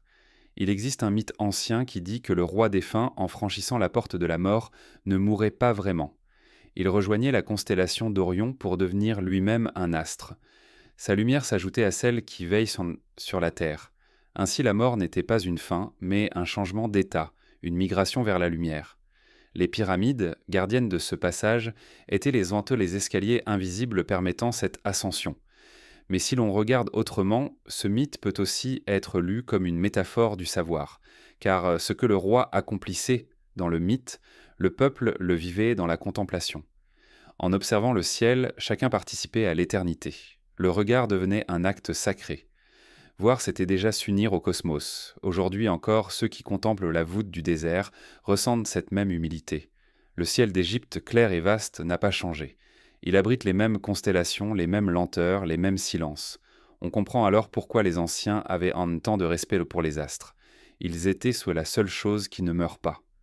Peut-être est-ce cela, l'équation du ciel, la conviction que l'univers est un miroir du cœur humain. Ce que nous voyons là-haut n'est pas autre chose que notre propre désir d'éternité. Les pyramides ne sont pas les preuves d'un savoir perdu, mais les traces d'une sagesse que nous avons oubliée, celle qui nous enseignait à regarder sans posséder, à comprendre sans conquérir. Sous la clarté des étoiles, les pierres dorment, mais leur silence parle encore. La lumière glisse sur leurs arêtes, se divise, s'éteint, puis renaît. C'est un langage sans mots, une conversation entre la terre et le ciel. Et au milieu de ce dialogue, l'homme se tient, minuscule, mais conscient de sa place, celle d'un être fait de poussière et de lumière. Le ciel d'Égypte, avec son calme immuable, ne promet rien. Il rappelle simplement que tout ce qui existe est relié, que les formes visibles sont les ombres d'un ordre plus vaste, et que les pyramides, dressées entre la terre et les étoiles, ne cherchent pas à toucher le ciel. Elles se contentent de l'imiter, de respirer à son rythme, de lui rendre hommage en silence. Dans la prochaine partie, nous descendrons du ciel pour écouter le cœur humain des anciens, la manière dont ils voyaient en eux dans la musique, le rythme et la vibration, une autre forme de géométrie, celle de l'âme. Parmi les nombreuses formes de savoir que l'Égypte ancienne a léguées au monde, il en est une qui échappe à la science moderne, celle du son. Non pas le son comme phénomène, mais comme présence. Pour les anciens, le monde tout entier vibrait selon une harmonie silencieuse, et chaque être vivant était une note dans ce chant cosmique. Ce que nous appelons musique, ils l'appelaient son souffle, et c'est par ce souffle que l'homme pouvait s'accorder au monde. La musique, dans leur esprit, n'était pas un art. C'était une mesure de l'âme. Les temples n'étaient pas construits seulement pour abriter des rites, mais pour résonner. Les couloirs, les salles, les colonnes étaient pensés comme des instruments où le son pouvait circuler, s'amplifier, se purifier. Lorsqu'un prêtre chantait dans ces espaces, sa voix ne lui appartenait plus. Elle devenait le prolongement du lieu, la vibration d'une vérité invisible. Les textes les plus anciens parlent d'un chant du commencement. Ils disent que le monde est son né d'une parole prononcée dans le silence absolu. Ce n'était pas une phrase, mais un ton, une fréquence. Le Dieu créateur n'avait pas façonné le monde de ses mains, il l'avait fait résonner. Chaque chose, la lumière, le vent, la pierre, le cœur, portait en elle l'écho de ce premier son. Les Égyptiens appelaient cela la mesure du cœur, la capacité à sentir le rythme juste de la vie, celui qui unit le visible et l'invisible. Ce rythme, on le retrouve partout, dans les battements du sang, dans le flux du Nil, dans la rotation des étoiles, dans la marche du soleil. Les prêtres disaient croire que le cœur de l'homme bat à l'unisson du cœur du monde. Et quand ces deux battements s'accordent, l'être devient transparent, apaisé, en harmonie avec tout ce qui respire. Les cérémonies religieuses n'avaient donc pas pour but d'implorer les dieux, mais de retrouver cette harmonie perdue. Les chants, les percussions, les instruments étaient utilisés pour accorder les participants. Le son servait de lien entre les plans de l'existence. On raconte que, avant de commencer un rituel, le grand prêtre plaçait sa main sur sa poitrine et écoutait son propre battement. Il ne parlait qu'après avoir trouvé la justesse de ce rythme intérieur. La musique égyptienne n'était pas écrite, elle ne se composait pas, elle se révélait. Les instruments, souvent simples, flûte, sistre, harpe, étaient accordés à la voix humaine, non à une gamme. Ce qui comptait n'était pas la mélodie, mais l'intention. Le son devait naître du calme, sinon il se perdait. Les prêtres disaient « le silence est la première note ». Dans la mythologie, la déesse Hathor était la protectrice de la musique et de la joie. On la représentait tenant un sistre, un instrument dont le tintement rythmait les processions. Mais ce tintement n'était pas seulement festif. Il symbolisait la vibration du monde, la résonance de la vie dans la matière. Chaque fois que le sistre retentissait, on disait que la lumière se réveillait dans la pierre. La relation entre musique et géométrie était profonde. Ce que les bâtisseurs tracèrent dans la pierre, les musiciens le tracèrent dans l'air. Une pyramide est une forme immobile d'harmonie. Un chant est sa forme vivante. Les deux obéissent à la même loi, celle de la mesure. C'est pourquoi dans les temples, on enseignait à la fois la science des nombres et celle des sons. Mais ces deux sciences n'étaient pas séparées. Elles étaient en deux aspects d'un même langage. Ce langage, les prêtres l'appelaient la voix de Ma'at, la vérité en vibration. Lorsqu'un être humain vivait en accord avec Ma'at, son cœur émettait une musique inaudible mais réelle, qui harmonisait ce qu'il touchait. Les sages affirmaient que les grandes âmes faisaient vendant chanter la matière autour d'elles. Leurs pas, leurs paroles, leurs gestes produisaient des résonances que même la mort ne pouvait éteindre. C'est peut-être ce qui explique le silence vibrant des pyramides. Elles semblent non muettes, mais à la seule elles ne le sont pas. Leurs couloirs, leurs chambres, leurs galeries sont accordées à des fréquences de résonance naturelles. Quand on y parle, la voix s'étend, se dédouble, s'élève. Les anciens disaient que la pierre garde la mémoire du son, qu'elle peut retenir la voix d'un homme pendant des siècles. Peut-être, quelque part dans leurs murs, les pyramides continuent-elles de murmurer les prières de ceux qui les ont construites. La mesure du cœur, c'était aussi une manière d'agir.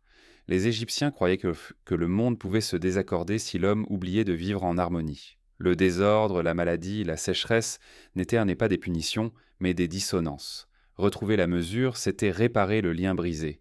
Ainsi, la musique n'était pas un divertissement, c'était un soin.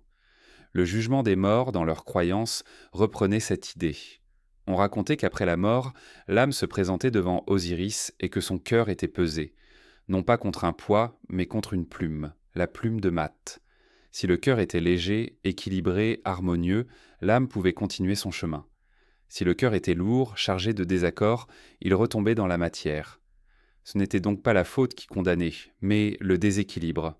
Dans ce mythe, la justice devient une affaire d'accord intérieur. Le poids du cœur est censé être la mesure de sa justesse. On ne juge pas l'homme par ses actes, mais par la musique silencieuse qu'il porte en lui. Peut-être est-ce là le sens caché du mot « juste » que les Égyptiens répétaient ainsi souvent. Être juste, c'est être accordé. Le peuple connaissait ces idées à sa manière.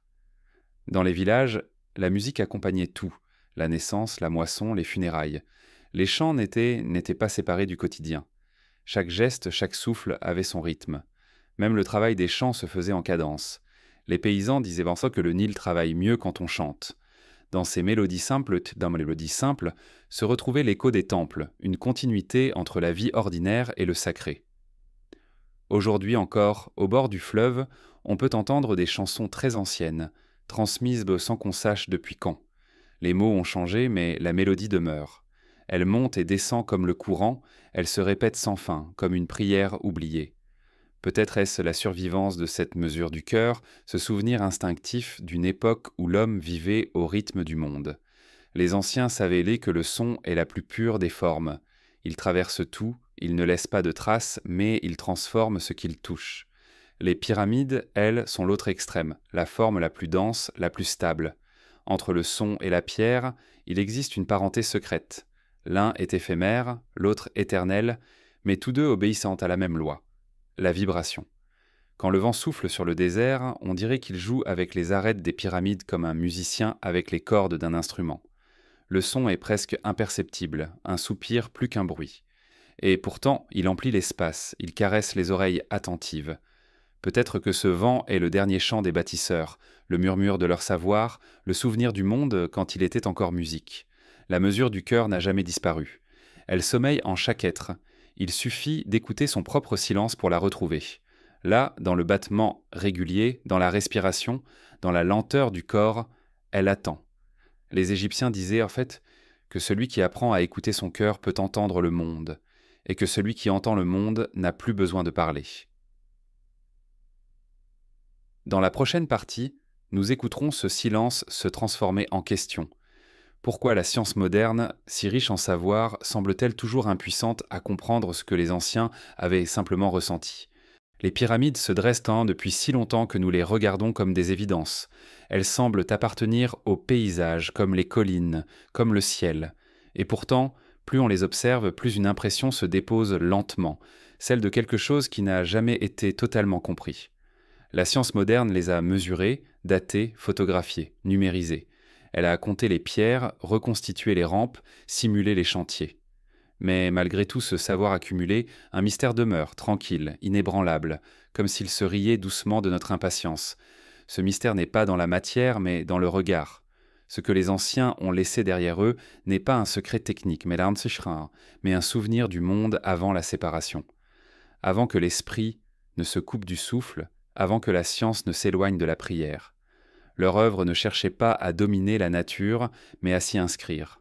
Aujourd'hui, nous fouillons le passé avec des instruments, eux l'exploraient avec le silence. Et c'est peut-être pour cela que leurs pierres nous résistent. Elles ne parlent pas la langue de nos mesures, mais celle de la mémoire. Les archéologues ont trouvé des preuves d'une organisation prodigieuse, d'un savoir pratique immense. Ils ont montré comment les hommes pouvaient, avec des outils simples et beaucoup de temps, déplacer des masses inimaginables. Ils ont prouvé que rien de magique n'était nécessaire. Et pourtant, même en sachant cela, la sensation persiste, celle que ces monuments contiennent quelque chose de plus grand que la somme de leurs blocs. Comme si, derrière la technique, demeurait une intention que nous ne savons plus percevoir. La science explique, mais elle n'apaise pas. Elle décompose, mais ne relie plus. Les anciens Égyptiens voyaient dans chaque pierre un être, dans chaque étoile une parole. Nous y voyons des objets, des données, des faits. Peut-être le vrai fossé entre eux et nous n'est-il pas dans la connaissance, mais dans la mémoire. Ils se souvenaient entre eux de ce que nous avons oublié. Que comprendre le monde, c'est aussi l'aimer. Les pyramides d'Anvabéi nous renvoient à ce manque. Leur silence est une leçon. Elles semblent nous dire « Regarde, tu sais tant de choses, mais tu ne sais plus écouter ». Et cette phrase invisible résonne d'autant plus fort que notre époque s'agite. Nous voulons des réponses rapides, des certitudes, des preuves. Eux vivèrent avec le mystère comme avec la lumière du jour, quelque chose qui n'a pas besoin d'être saisi pour être vrai. Le poids d'Ashun de la mémoire, c'est pour cela. Sentir qu'un savoir ancien persiste, mais sans voix. Il plane, il veille, il attend que notre regard se calme. Il ne demande pas d'être retrouvé, mais reconnu. Les monuments du passé ne réclament pas qu'on les explique, seulement qu'on les entende. Ce que nous appelons mystère n'est peut-être qu'un langage oublié. Les premiers explorateurs qui ont pénétré dans les pyramides racontaient une étrange impression, celle d'entrer dans un lieu qui ne leur appartenait pas. Même vides, même dépouillées, ces chambres semblaient un temps habitées. Pas par des fantômes, mais par la conscience de ceux qui les avaient déconçus. Ils sentaient les traces, sentaient le poids de la présence. C'est cela, le véritable secret des pyramides. Elles contiennent une mémoire qui ne se laisse pas effacer, une empreinte qui n'a rien de matériel. Cette mémoire n'est pas celle d'un peuple, mais celle de l'humanité entière. Elle nous rappelle que nous sommes des héritiers distraits, que nous marchons sur un sol chargé d'échos. Le vent qui passe sur les pierres de plateau de Gizeh n'est pas un vent ordinaire, il porte la poussière de tous les siècles. Chaque grain a vu défiler des empires, des invasions, des renaissances. Et pourtant la forme demeure. Les pyramides ne vieillissent pas, elles patientent. Il y a dans leur endurance quelque chose de profondément humain. Nous bâtissons des villes, des machines, des rêves, tous périssables. Elles, non. Elles traversent les millénaires sans changer. Ce n'est pas leur taille qui nous fascine, mais leur durée. Dans un monde qui oublie tout, elles se souviennent de tout. Et cette mémoire silencieuse nous trouble, car elle nous renvoie à notre propre fragilité. Nous avons cru que comprendre le passé, c'était le maîtriser. Mais le passé n'a pas besoin d'être conquis. Il faut s'y incliner. Il faut l'écouter comme on écoute un murmure trop ancien pour être traduit. Les pyramides ne nous demandent pas de percer leurs secrets. Elles nous demandent de retrouver la posture de ceux qui savent encore contempler. Les anciens savaient que toute connaissance doit être portée par la conscience. Sans cela, elle devient stérile. Ils n'opposaient pas le savoir à la foi, ni la matière à l'esprit. Leur science était un chant, leur architecture une prière. C'est cette union que nous avons perdue. Nous avons gardé les outils, mais oublié la musique. Peut-être que les pyramides ne sont pas des monuments du passé, mais des avertissements pour l'avenir. Des rappels sculptés dans la pierre, nous disant qu'un monde sans mémoire finit par s'effondrer sur lui-même. La matière seule ne suffit pas à bâtir l'éternité. Il faut y inscrire la conscience. Sans cela, tout devient poussière, même la plus grande des civilisations. Sous la lumière du couchant, les blocs de calcaire prennent une teinte d'or fané. On croirait voir le temps lui-même se poser sur la pierre comme une main douce. À cet instant, le passé et le présent se confondent. On comprend que la pyramide n'est pas un vestige, mais un miroir. Elle nous reflète tels que nous sommes, pleins de savoir, mais pauvres en mémoire. La mémoire n'est pas seulement la faculté de se souvenir, mais celle de ressentir la continuité. Les Égyptiens vivaient avec leurs morts comme avec leurs dieux, présents, vivants, invisibles. Leur rite ne servait pas à conjurer la mort, mais à maintenir le lien. Chaque offrande, chaque chant, chaque pierre posée était un acte de fidélité envers le monde. Ils savaient donc que ce lien, s'il se rompt, rend le cœur lourd et la vie sans centre. Le poids de la mémoire, c'est ce lien brisé que nous portons sans le savoir. C'est ce vide entre nous et le monde ancien. Un vide que nous comblons de théories, d'explications, de curiosité, sans jamais oser y déposer le silence. Car c'est dans le silence que la mémoire revient. Pas celle des faits, mais celle du sens. Si la pyramide fascine encore, c'est parce qu'elle garde ce sens en elle. Chaque bloc, chaque orientation, chaque ombre raconte une même histoire, celle d'un peuple qui sut unir le savoir et la foi, la main et l'esprit, la pierre et la lumière. En regardant ces lignes immuables, nous percevons ce que fut autrefois la grandeur, non pas la force, mais la justesse. La science moderne, dans sa quête de vérité, finira peut-être par retrouver cette justesse. Mais il faudra qu'elle accepte de ne pas tout disséquer, qu'elle se souvienne que le monde n'est pas un problème à résoudre, mais une présence à écouter. Tant que cette écoute manque, le mystère demeurera. Non pas parce qu'il se cache, mais parce que nous ne savons plus voir autrement que par la mesure. Dans le silence du désert, quand le vent retombe et que les étoiles paraissent aussi proches qu'on pourrait les toucher, on comprend ce que les anciens savaient déjà, que la mémoire du monde ne se lit pas dans les livres, mais dans les pierres, et qu'il suffit parfois de se taire pour que la terre parle. Dans la prochaine partie, nous poursuivrons ce fil de mémoire à travers d'autres terres et d'autres peuples, ceux qui, bien loin du Nil, ont eux aussi bâti des formes étrangement semblables, comme si le même souvenir endormi s'était éveillé sous d'autres ciels. Quand on quitte l'Égypte, on croit laisser derrière soi le mystère des pyramides. Pourtant, à mesure que l'on s'éloigne, ce mystère revient, sous d'autres formes, d'autres ciels, d'autres langues. Il s'infiltre dans les montagnes d'Amérique du Sud, dans les plaines de la Mésopotamie, dans les forêts d'Asie, dans les terres rouges d'Afrique. Partout où l'homme a élevé la pierre vers le ciel, une même intuition semble avoir guidé sa main, celle d'un ordre caché, d'une géométrie universelle que tous ont perçue sans jamais se consulter. Des ruines mayas aux temples incas, des zigguras mésopotamiennes aux tumulus celtes, on retrouve les mêmes formes, la pyramide, la terrasse, la spirale, le cercle solaire. Différentes dans leurs dimensions, semblables dans leur essence. Ces architectures, séparées par des vents nombreux, par des océans et des millénaires, semblent sans déparler le même langage, celui de la terre et du ciel cherchant à se rejoindre. Les chercheurs modernes parlent de coïncidences culturelles, d'évolutions parallèles, mais à force de coïncidences, le hasard finit par ressembler à une mémoire. Peut-être que les peuples anciens ne partageaient pas des routes, mais une même conscience, une manière d'habiter le monde qui ne séparait pas le savoir de la sensation. Partout, la construction n'était pas un acte technique, mais spirituel. Partout, l'homme voulait s'aligner sur les forces invisibles qui traversent la terre. Partout, il voulait inscrire dans la pierre l'écho du ciel. Sur le plateau andin, les temples de Cusco et les cités perdues des Incas obéissent à des alignements troublants. Certains suivent la course du soleil, d'autres celle des étoiles. Les pierres, taillées avec une précision étonnante, s'ajustent sans mortier, comme si elles s'attiraient naturellement. Les traditions locales disent donc que ces murs furent liés par la musique. Une légende raconte que les bâtisseurs faisaient chanter les pierres avant de les placer, pour qu'elles s'accordent entre elles. Ce conte étrange rejoint celui d'Égypte, où les prêtres disaient que la parole pouvait mouvoir la matière. Deux continents, une même idée, la vibration comme lien secret du monde. Plus à l'est, dans la vallée du Tigre et de l'Euphrate, les zigguras de Sumer se dressent comme des montagnes artificielles. Là encore, des étages qui montent vers le ciel, des terrasses ouvertes à la lumière. Ces édifices n'étaient donc pas des temples au sens moderne, mais des ponts. Ils reliaient les hommes aux dieux, la terre au firmament. À leur sommet, les prêtres observaient les étoiles, comme en Égypte.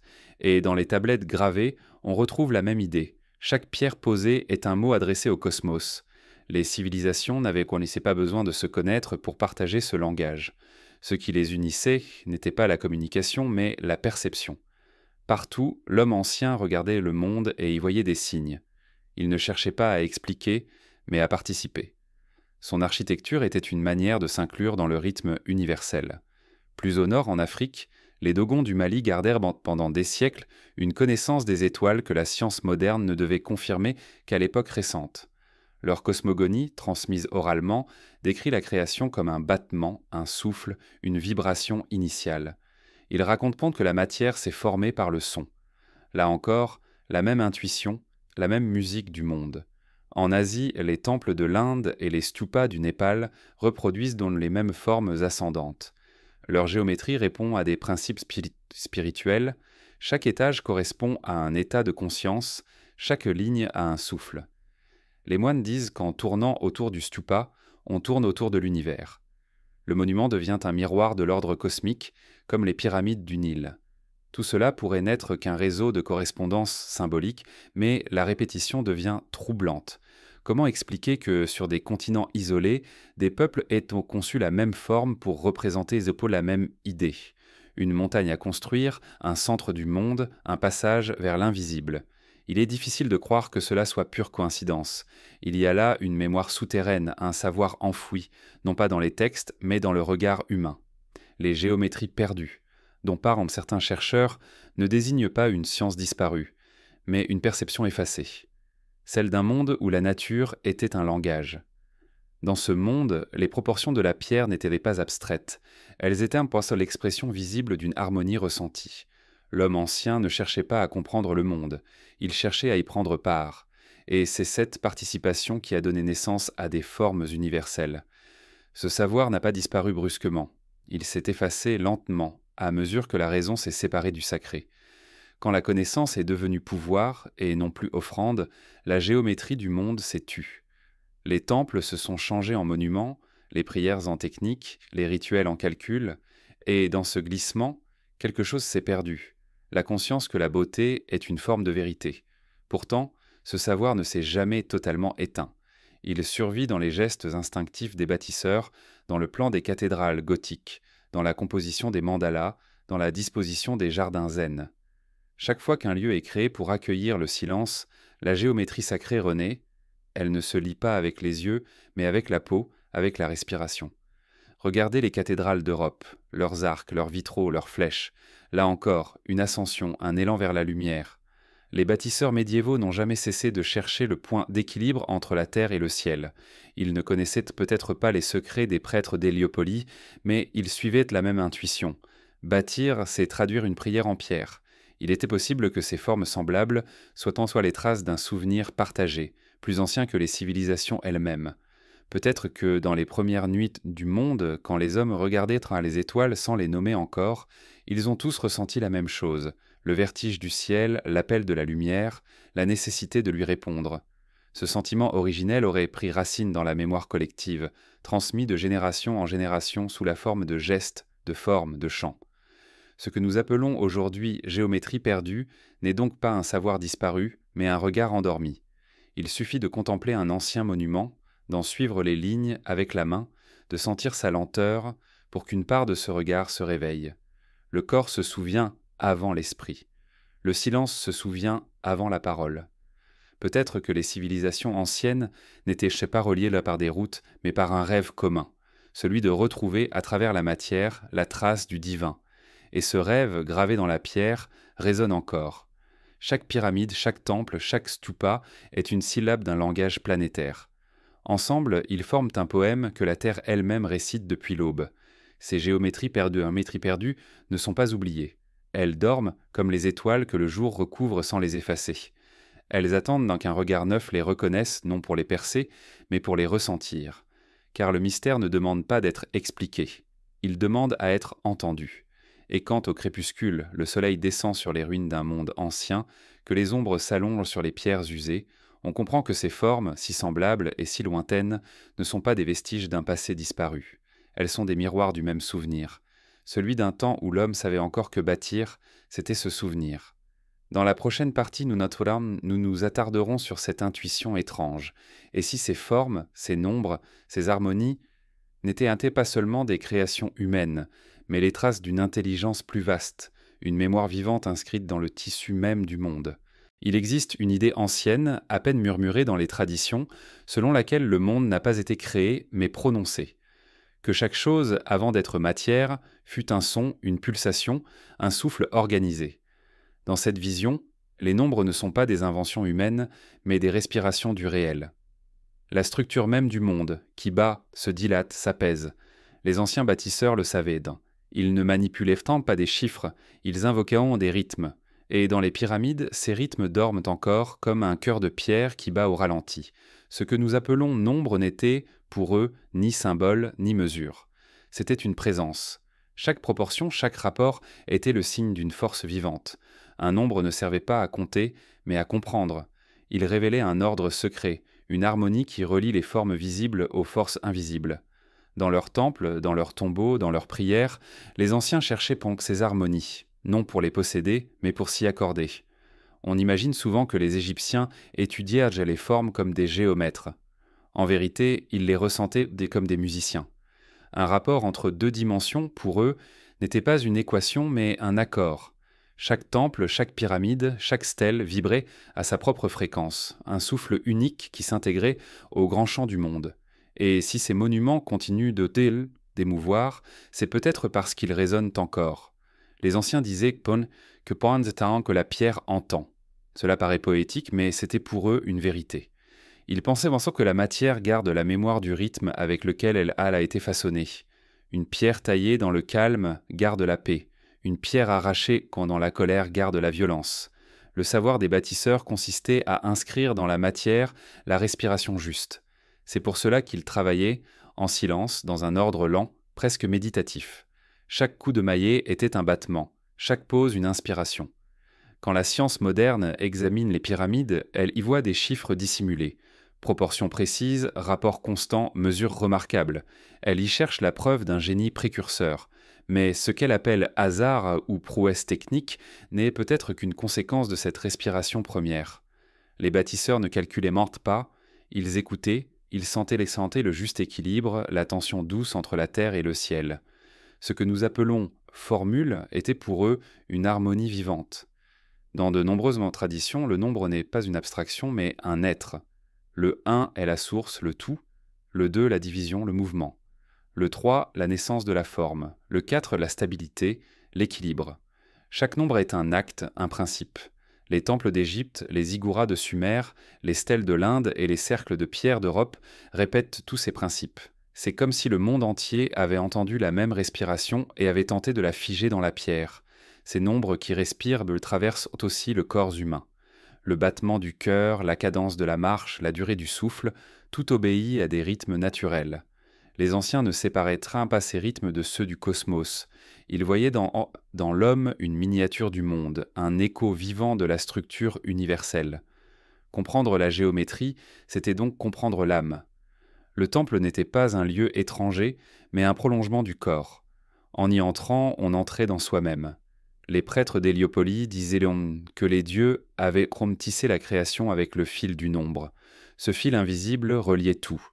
La forme d'une coquille, la spirale d'une plante, la trajectoire d'un astre. Ils enseignaient que comprendre ce fil, c'était ne plus se sentir séparé. L'univers devenait alors une respiration unique, immense, dont chaque être est une inspiration ou une expiration.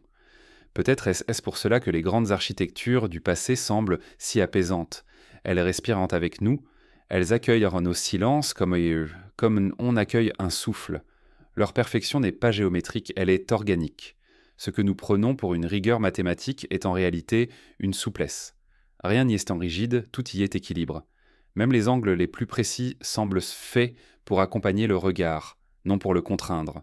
Les anciens savaient aussi que le déséquilibre engendre la perte.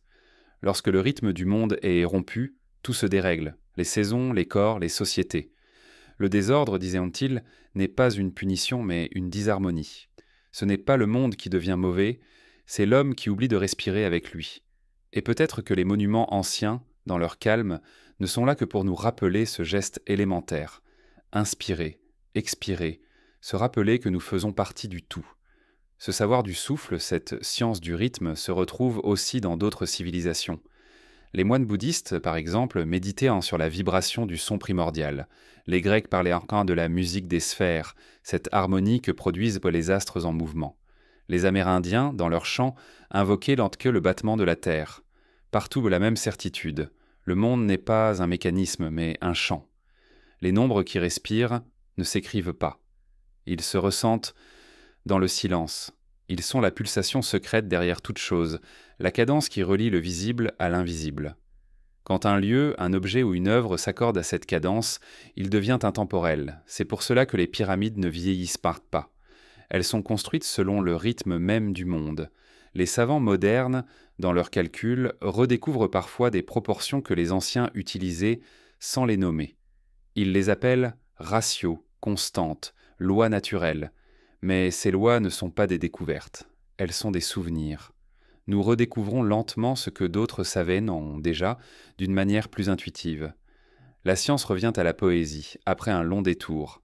Regarder une pyramide, c'est donc écouter un souffle. Le souffle du temps, le souffle du monde, le souffle des hommes qui ont compris que la beauté naît de la lenteur et de la justesse. Chaque pierre posée, chaque angle tracé, chaque proportion ajustée n'est pas le fruit du hasard, mais le signe d'une fidélité. Fidélité à la respiration de la terre. Et si l'on écoute assez longtemps, on entend ce souffle résonner encore dans le vent du désert. Il monte des profondeurs, passe entre les pierres, s'élève vers le ciel comme une prière muette. C'est un rythme lent, régulier, presque humain. Les pyramides respirent, le monde respire. Et peut-être que, dans cet échange silencieux, nous pouvons encore retrouver la mesure perdue. Car au fond, les nombres qui respirent ne nous demandent rien d'autre. Nous rappeler que la connaissance n'est pas une conquête, mais une écoute. Que la sagesse n'est pas dans les livres, mais dans la cadence des choses. Et que la vérité, la seule, n'a jamais été cachée. Elle souffle simplement dans le monde depuis l'origine. Dans la dernière partie, nous approcherons la fin de ce voyage. Nous écouterons le murmure ultime du désert et ce que les pyramides semblent nous dire encore. Non pas une révélation, mais une invitation à voir dans leur silence la plus ancienne forme de lumière. Le désert dort, vaste et doré, autour des pyramides. Au loin, le Nil étire encore son ruban sombre et le vent éternel soulève par instants un nuage de sable. Ce vent n'efface rien. Il polit. Il caresse la pierre et lui rend chaque jour un peu de sa lumière. À certaines heures, quand le soleil baisse et que l'air devient presque immobile, la pyramide cesse d'être un monument. Elle devient une lueur, une présence, comme si la pierre elle-même se souvenait d'avoir été poussière, et la poussière, lumière. C'est ici que tout recommence. Après des siècles de questions, d'hypothèses, de calculs, de fouilles, on comprend que le vrai mystère n'est pas dans le passé, mais dans ce qu'il éveille en nous. La pyramide n'est pas une énigme à résoudre. Elle est un miroir posé au milieu du monde. Elle ne demande pas d'être expliquée, mais reconnue. Elle ne révèle rien d'autre que notre propre silence. Quand on marche autour d'elle, lentement, on perçoit un équilibre si parfait qu'il semble respirer. Le sable crisse sous les pas, la lumière glisse sur les arêtes, et le ciel immense reste d'un bleu sans fond. Il y a là un calme qui n'appartient ni à l'homme ni au temps, une paix qui précède la pensée. Ce n'est pas la pierre qui impressionne, c'est la manière dont elle se tient, comme si elle portait quelque chose de vivant, quelque chose que le monde moderne ne sait plus nommer. Les anciens disaient que les pyramides étaient des montagnes de commencement, des lieux où la terre se souvenait d'avoir été divine. Leur sommet pointait vers la demeure des dieux, mais leur base plongeait dans la chair du monde. Ce double ancrage, ciel et terre, matière et esprit, est peut-être leur véritable secret. Elles n'ont jamais voulu défier la gravité, mais l'honorer.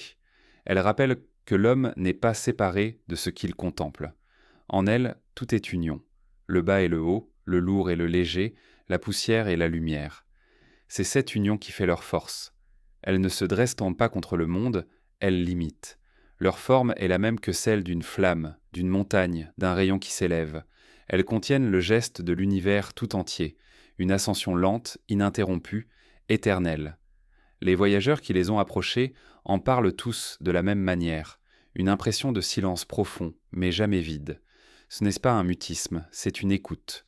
Le vent semble s'y taire pour laisser parler la pierre, et ce qu'elle dit, nul ne le comprend tout à fait, mais chacun le ressent.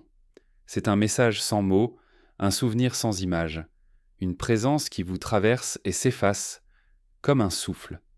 Les Égyptiens anciens croyaient que la mort n'était pas une fin, mais un passage. Ils appelaient ce passage le retour vers la lumière. Pour eux, mourir, c'était se défaire du poids, redevenir souffle, se fondre dans le flux du ciel. Les pyramides furent maintes bâties à l'image de ce retour. Leur forme inverse le destin de la poussière. Elle s'élève, elle aspire vers le haut. Elle raconte que rien ne disparaît, tout se transforme, que la lumière, même tombée en cendres, garde mémoire de sa flamme. Le monde moderne regarde ces pierres et n'y voit que la trace d'un empire disparu. Mais les Égyptiens, eux, y voyaient bien sûr le visage du temps. Ils savaient donc que la durée n'est pas linéaire, qu'elle se plie, on se replie, tu se souvient. Ils savaient que le présent est toujours nourri par le passé, comme le Nil nourrit la terre. Leurs monuments sont des nœuds de temps, des points où la mémoire du monde se condense. La poussière qui recouvre les pyramides n'est pas un signe d'abandon, mais de fidélité. Elle est le voile du désert, le manteau de la patience. Elle enseigne que tout finit par retourner à la terre, mais que rien ne s'y perd. Dans chaque grain, il y a une part de lumière ancienne. Le vent ne détruit pas, il transmet. Ce que le sable emporte, il le dépose ailleurs comme une graine. Ainsi les siècles passent, mais la mémoire circule, intacte. La lumière, elle aussi, continue de voyager. Celle qui frappe aujourd'hui les faces de Khufu de la grande pyramide est la même qui éclairait les prêtres d'Héliopolie. Elle vient du même soleil, traverse le même ciel, dessine les mêmes ombres. Rien ne change vraiment. Le temps tourne, mais la lumière reste. C'est cela que la pierre nous rappelle. L'éternité n'est pas au-delà du monde, elle est dans son mouvement. Les anciens bâtisseurs ne voulaient pas défier la mort, mais comprendre la vie. Leur œuvre est une conversation avec le temps. Ils savaient que la pierre finit toujours par tomber, mais que l'idée, si elle était juste, survit dans la poussière. C'est pourquoi leurs monuments semblent indestructibles. Ils n'appartiennent pas seulement à la matière, mais à la pensée. Aujourd'hui, des foules viennent les contempler, des chercheurs les mesurent, des rêveurs les photographient. Chacun y cherche quelque chose, une preuve, une explication, un vertige. Mais peut-être que la pyramide ne demande rien d'autre qu'une présence simple, un regard calme, une respiration lente, un instant d'attention pure. C'est alors seulement qu'elle livre son vrai visage, celui d'un monde qui n'a jamais cessé de croire à la beauté. Il est possible que les anciens aient eu raison, que le savoir véritable ne se trouve pas dans les formules, mais dans la façon de regarder la lumière. Regarder jusqu'à ce qu'elle ne soit plus une chose extérieure, mais un état intérieur. Regarder jusqu'à se souvenir que nous aussi, nous venons de la poussière et que nous retournerons à la lumière. Car au fond, les pyramides ne parlent que de cela, de la boucle infinie entre le visible et l'invisible, de la poussière qui monte vers le soleil et du soleil qui retombe sur la poussière. Leur secret n'était pas un code ni un savoir caché. C'est une vérité simple, trop simple pour être dite. Tout ce qui existe aspire à la lumière. Quand la nuit tombe, le ciel s'emplit d'étoiles. Le désert devient un océan d'ombre. La pyramide, dans cette obscurité, paraît plus claire encore. Sa silhouette découpe le ciel comme une flamme figée. Le vent s'arrête, la terre retient son souffle. Et dans ce silence absolu, on comprend que la pierre n'est pas inerte. Elle attend. Elle attend que quelqu'un, quelque part, entende ce que les siècles murmurent encore. Les pyramides n'ont jamais cherché à être comprises. Elles existent pour que le monde se souvienne, pour rappeler à l'homme que le mystère n'est pas un obstacle, mais un refuge, que la beauté la plus pure est celle qui ne s'impose pas, mais qui demeure, tranquille, dans la lumière. Et peut-être qu'au bout de ce long voyage, après toutes les théories et les calculs, il ne reste qu'une phrase chuchotée par le vent sur le sable. Rien n'est perdu. Tout respire encore. La poussière et la lumière ne sont pas opposées. Elles sont les deux moitiés d'un même souffle. Et dans ce souffle, le monde recommence, éternellement.